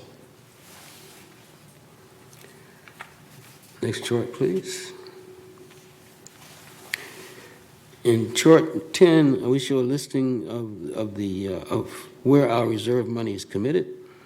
Of the $15.5 million appropriated by the board for various projects and equipment purchases, the remaining encumbrances on our reserve funds is $10.3 million. And that's primarily for renovation projects. You take a look, we still have the ERP to go. We have the clubhouses, the clubhouse renovation that we've committed, as well as some other GRF activities totaling $1 million. And as usual, we have vehicles. We have vehicles on an ongoing basis. All right. Next chart, please. And again, this just shows our reserve fund and where it's gone over the years. It's been averaging over the years. It's averaging well over $25 million. With now we're at $31.5 million in our reserve fund, and so it's a healthy number. But there's plenty of obligations that we have coming in the future, and so not the least of which is consideration of building E or some other alternative. So all of those things are will put pressure on our reserve balances, and that's the end of my report. Any questions? Yeah. Thank you. I had a question about slide 10. I'm sorry. I'm glad it was towards the end because after that I couldn't pay attention. On slide number 10, I don't understand the, I'm sorry, I have to, unless somebody nice will put it up for me. Oh, how nice. Okay, I understand what total appropriations, remaining encumbrance means, and remaining encumbrance, and so the total appropriations, oh, it's a different fund, so one's reserve fund is one's resistance. Yeah, one. I withdraw my question, thank you, sir. Okay. I was doing it fast, I looked at it before, but I didn't catch it. Any more questions? Mine's more of a comment. I just want our residents and our viewers to really understand what he's been trying to tell you. We have a fantastic finance department and finance committee and treasurer. The difference between our cash needs, our operating fund, which is totally separate from the reserve fund. We have the work in progress where we need money coming up, where we know we're going to need money. And as he said, we have it in different funds so that we can liquidate when we need that money. But for the most part, over time, we don't need that money immediately. And we're going to get whatever money back that we are supposedly losing on paper in the next few years. And we've got that time because we don't need it in that time. That's what a reserve fund is. It's a savings account that means that this is for the future. We take out only what we need immediately. And most of our operating budget does come from our assessments, not from the reserve fund. And we can't take operating units out of the reserve fund for that. So I think people just need to pay a lot of attention when Jim gives their report because there's a lot of information there. And perfect segue, speaking of information, this document here, which is, board members get this document, it's called the Green Book, we call it the Green Book, it's actually called the Business Plan. We get a book, it's a physical book. However, all the residents have the same information available to them on the website, in the documents. It's called the Business Plan 2023. It's 219 pages of financial information. And the finance department here at VMS has done a superb job, continues to do a superb job of putting not only this together, but all the day-to-day things that they do for us, including putting my report together, that some of these things just go, we just assume that they happen. This takes a lot of work. And every day they're working, whether it's processing our checks or providing reports such as this. So I just want to do a shout out, if that's the right term. Old folks using shout outs, how about that? This entire VMS community, but I think the VMS Finance, we owe them a debt of gratitude for the work that they put out tirelessly, day in and day out, that's in the background. So I just want to thank them, really. So I want to add to that. I also noticed in the Green Book this year that it also has our reserve study. Yes. And the reserve study turned out to be very positive for us. So if anybody wants to see basically the details of the reserve study, all they have to do is look at the Green Book. So thank you. Okay, are we ready to go on then? Sure. All right. And I guess I'll give my finance committee report. Yes. We did Go meet on December 21st, and at that meeting, we had a pretty detailed education segment on our investments. It wasn't about our specific investments, but essentially an education on bond funds, how they react to interest rates, as well as we did a review of the history of how we decided to move to our bond funds. And that started as an ad hoc board of the two mutuals as well as GRF. And we decided to invest in bond funds. We're still looking at that investment. It is a prudent investment. It has, just like any investment, it has pluses and minuses. So we're going to continue to look at whether or not all of the investment profile that we have for us today is something that fits what we need in the future. But so we'll continue to look at it, but I don't see an immediate change in that direction at this point. But with that said, we again will continue to look at it in light of what we now understand and know. Thank you.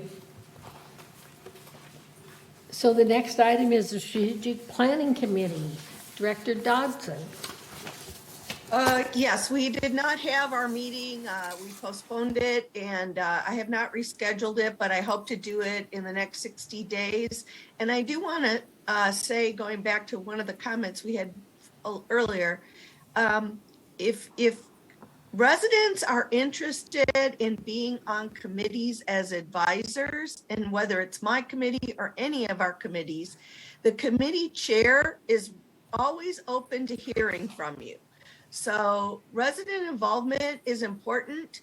And so if anybody is interested, please, I'd be interested in hearing from you for my committee and as an advisor, not a board member, but as an advisor on committees. Thank you. Okay. So the next report would be from Director Horton for the Community Activity Committee. Thank you, Madam President. All of the things that we approved today were on my committee last month. Anyway, but I did want to mention that the tree lighting and toy drive at Clubhouse 1 was well attended, and thanks to all those people that donated toys. The Equestrian Center revenue is up, and they've hired 2 new staff over there. Clubhouse 2 and 7 weekend reservations have opened up for 2023, so if you need to use 2 or 7, get over there and make your reservation. I wanted to mention that all of the events held during the holiday season were well attended and enjoyed by all the residents. And that's about it for me. And our next meeting is January 12th at 1:30 here in the boardroom. Thank you. Thank you. So the next report would be the Landscape Committee, Director Skillman. Thank you, Madam Chair. We had a wonderful meeting, our quarterly meeting on December 14th. Our department head gave an update on the master control irrigation system, which is our big ticket item for the next year, and told us the new system should be complete by midsummer of this year, 2023, which is going to be absolutely great. It's wonderful that we're getting some rain, but we know it's not going to be enough to completely do away with the drought. And this new irrigation system is going to really help us to monitor our water use.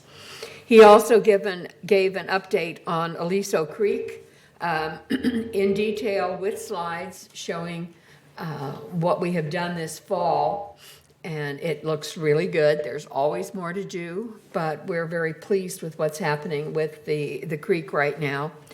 And he also had slides on the completion of the replanting at Gate 1. And I hope everybody that drives by thinks it looks as nice as I do. They've done a good job of that. In our member comments, the biggest thing that we heard about were the willow trees in Aliso Creek. And that's still under study. Willow trees are considered a native tree for this area. And we can't just chop them down. There's all kinds of things that we have to go through. We have to get permissions from 7 different agencies. There's all kinds of things that, and replay them somewhere else, whatever. And it's not something that we've forgotten.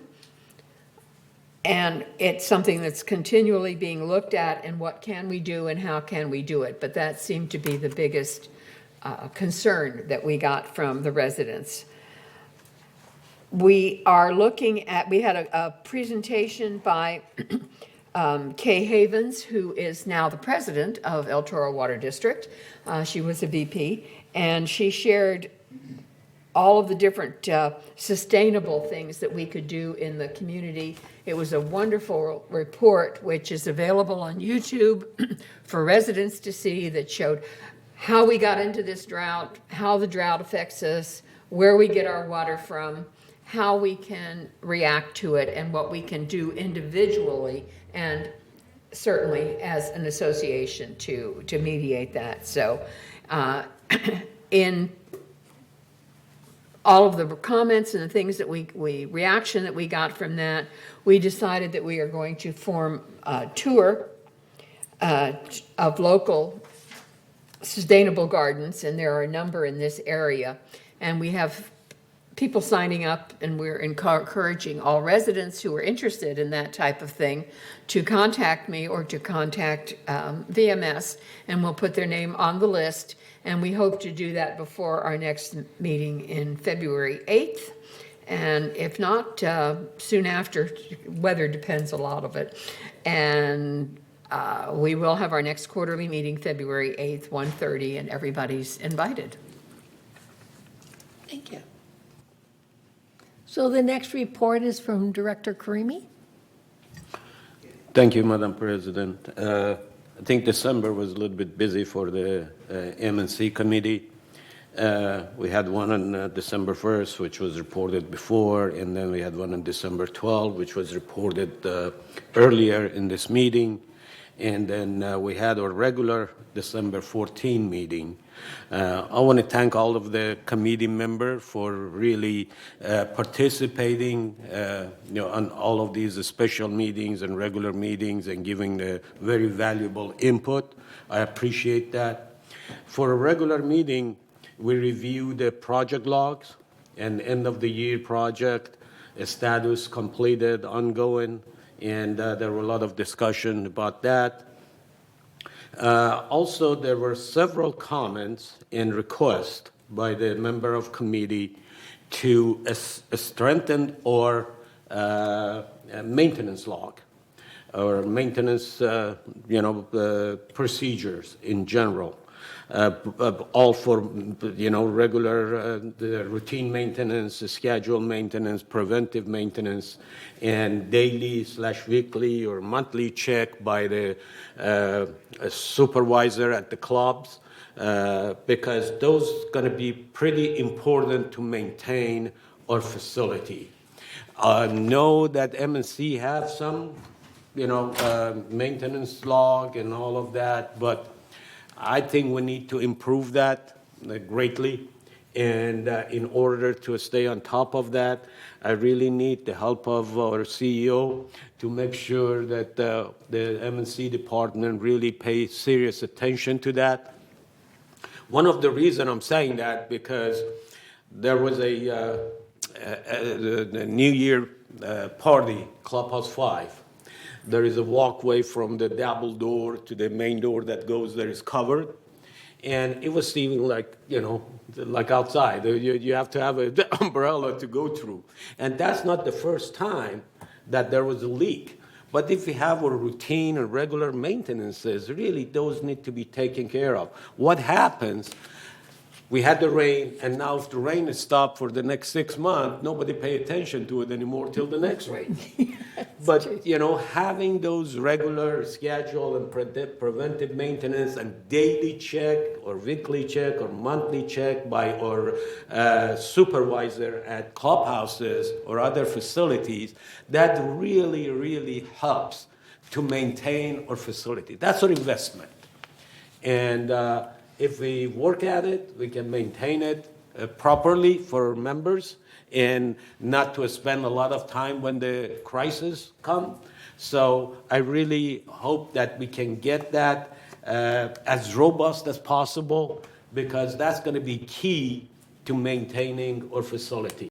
So that was the main thing that came out of the meeting, and I'm hoping that soon I requested that they're going to present that log soon and see how it works, and we all going to make sure that we give our input to help our staff to improve that process.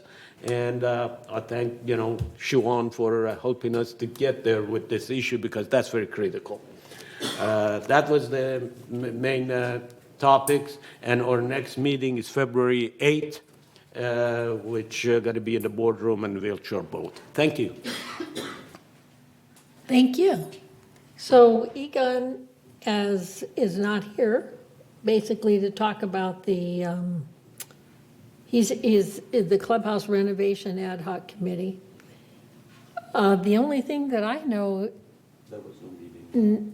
Yeah. There was no meeting that I'm aware of. Right. Debbie, have you heard anything? You were on that committee. I don't know who else is there. But. Yeah, Bunny, and there's been a couple recent emails, but there's been no activity since the last meeting of the entire committee. There's no scheduled meeting, but there is a website that we've been providing input to the designer, and we've asked to kind of close that loop. So hopefully we'll get a date soon to meet as a group again to discuss where we're at, because we need to move forward. And I think that Guy is going to schedule that for either January or the 1st of February, but I'm not, positive about that yet at this point in time. Okay, so we will move on to report of media and communications. Thank you, Madam Chair. Our December meeting was canceled, December 19th was canceled, and our next meeting will be January 16th, 2023, 1:30 here in the boardroom and as a virtual meeting. And regarding the website ad hoc committee, this ad hoc committee met December 1st to approve moving forward with a review of the proposals we have received. And that next meeting for that committee will be is to be arranged. The broadband ad hoc committee met November 29th, 2022, and our next meeting is to be arranged. That's the end of my report. Okay, thank you. So the next report will be from mobility and vehicles, and then, Don, if you could move on to security and communications. Right, thank you, also. Madam President. Okay. Mobility and vehicles, we had a really short meeting. I think it lasted about 30 minutes. There were no residents that had really any comments, no comments. So that's kind of an indication that things are running smoothly.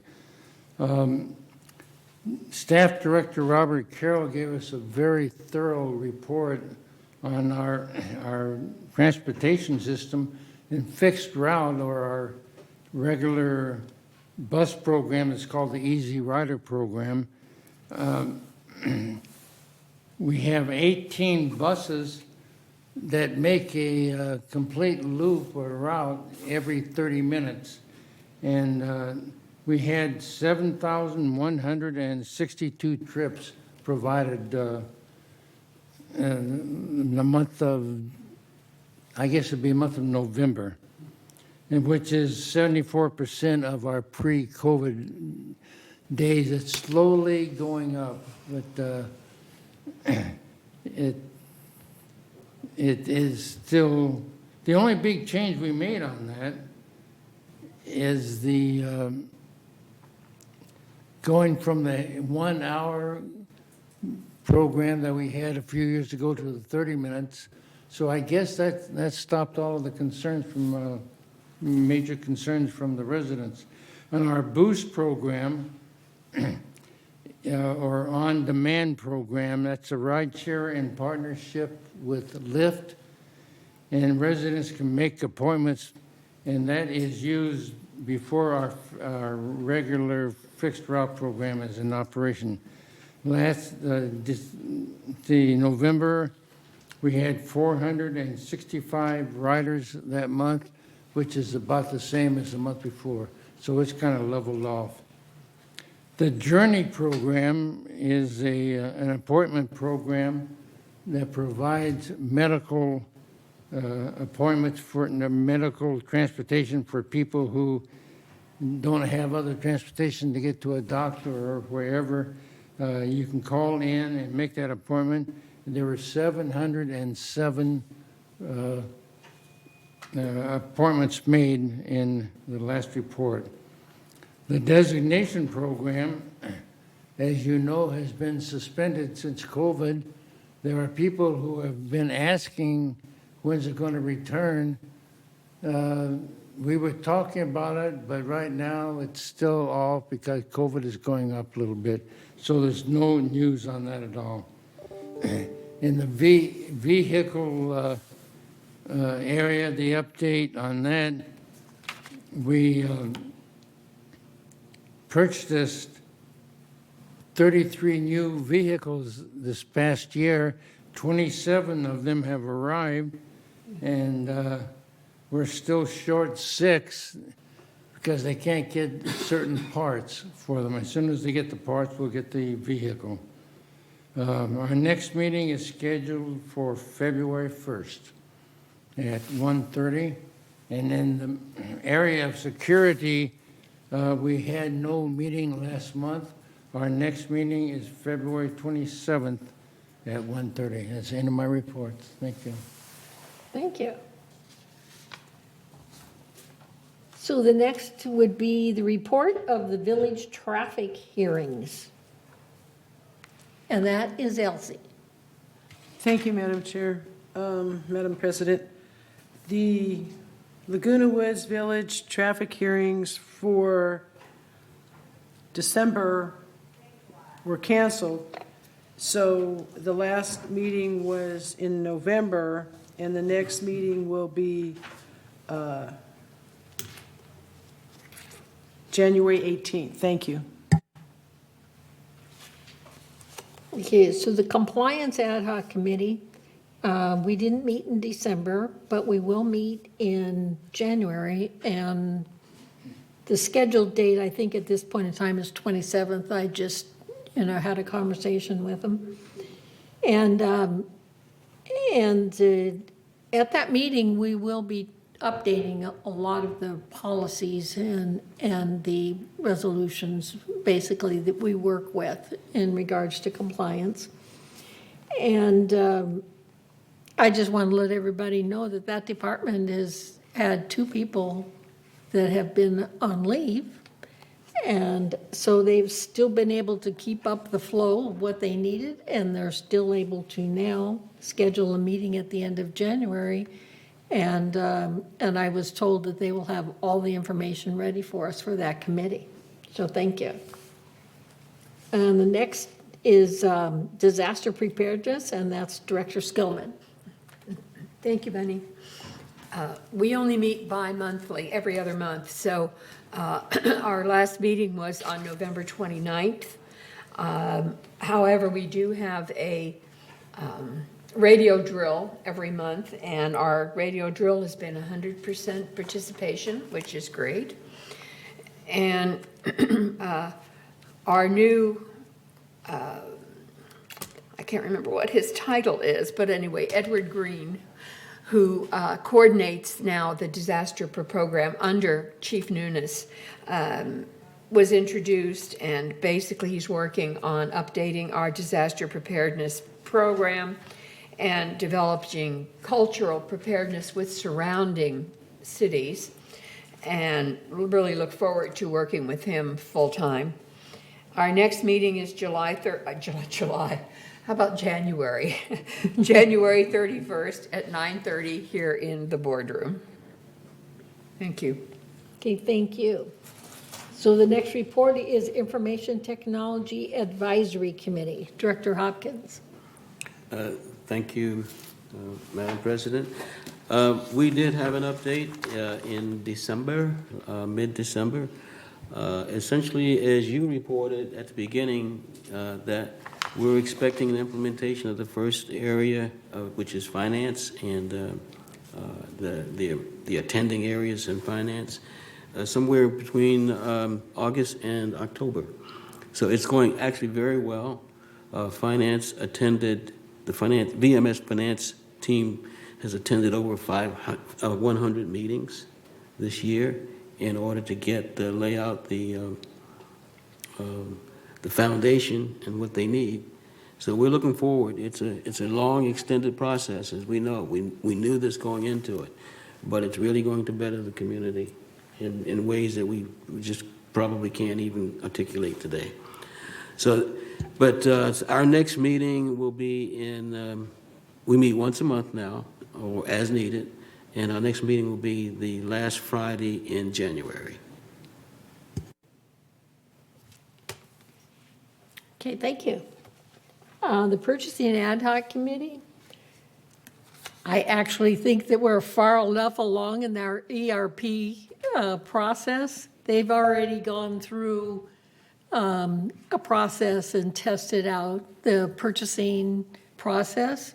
And so this month, I'm going to be getting together with the staff people to go over that process so that we can finalize the purchase and update the purchasing policy to comply with the ERP system. So the intention is this month. Thank you.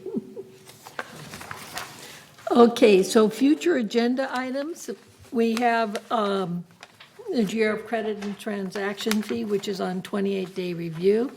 So the next item is director comments. So we'll just go around the room. You want to start, Juanita? First of all, I'd like to compliment you and the board. It's not even 12 o'clock yet. And we're getting ready there. Very efficient today. And a lot of that has to do with our committees and the fact that things are done so well at committees that when they get to the board, we don't have the debate that we might on those different items. So good meeting. Thank you. Thank you. Yvonne? No comment, but thank you. Anita. Uh-huh. I just want to wish everybody a safe and prosperous new year. Good luck on that. First, I want to just mention Happy New Year to everybody, but I also want to express how much I enjoy working with this board. It's a good board. We agree to disagree. We hash things out. We respect each other. We respect the knowledge of each other, and it's just a great board to work with, and I look forward to working with you all. Reza? Thank you, Madam President. I say Happy New Year also to everyone.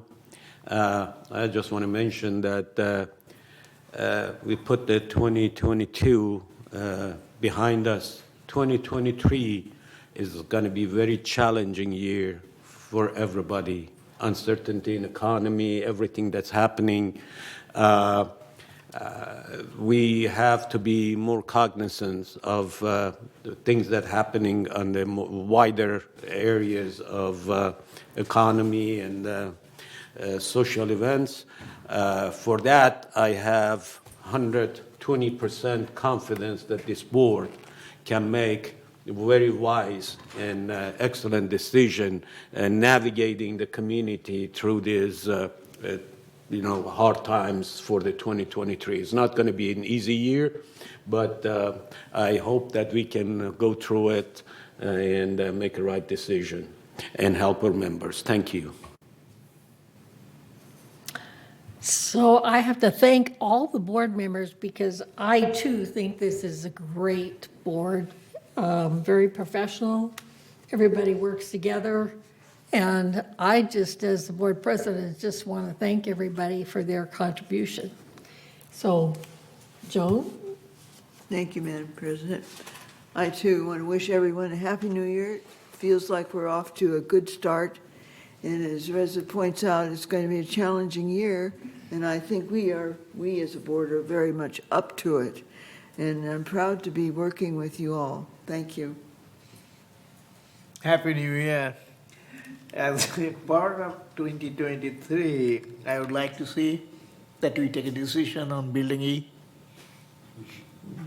We have been on that for a while. We have seen all the analysis, financials and all that. I think it would be prudent if we can take a decision by 2023 and do something about it. Thank you. And I have no comment. Yes, no comment? No comment. Okay. And we can't forget Debbie there. That's right. I am here. I want to wish everybody a happy new year, and I want to echo the sentiments of many of my co-board members that we have a really good board. We all work really hard. We take everything to heart. A lot of times residents probably don't realize what goes on, for us individually, the research and things that we bring into our committees, that's all done on our own volunteer time. So we work together well, and to the point about the committees, they do their research. They bring us their decisions, and we review the information that they've already researched. So I want to thank all the committees that do that hard work, because it is hard work being on a committee.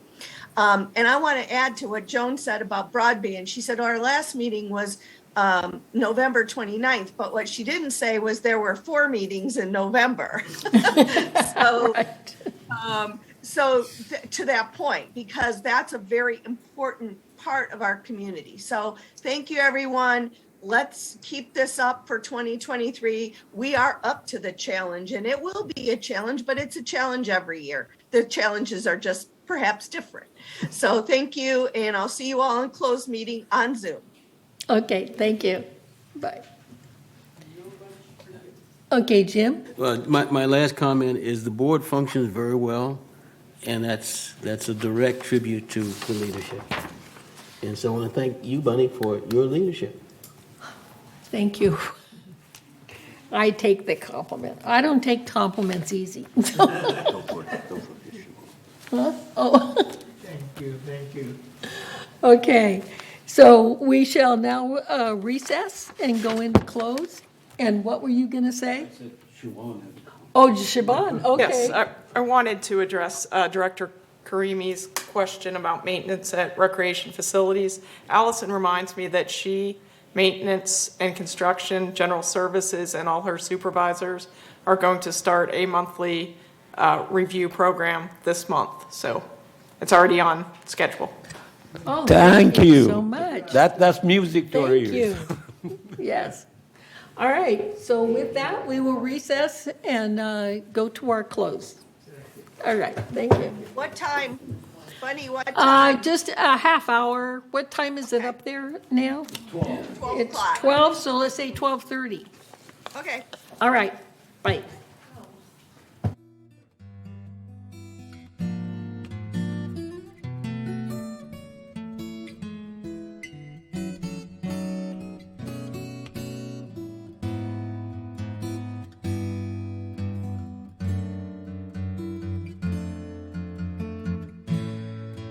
Thank you.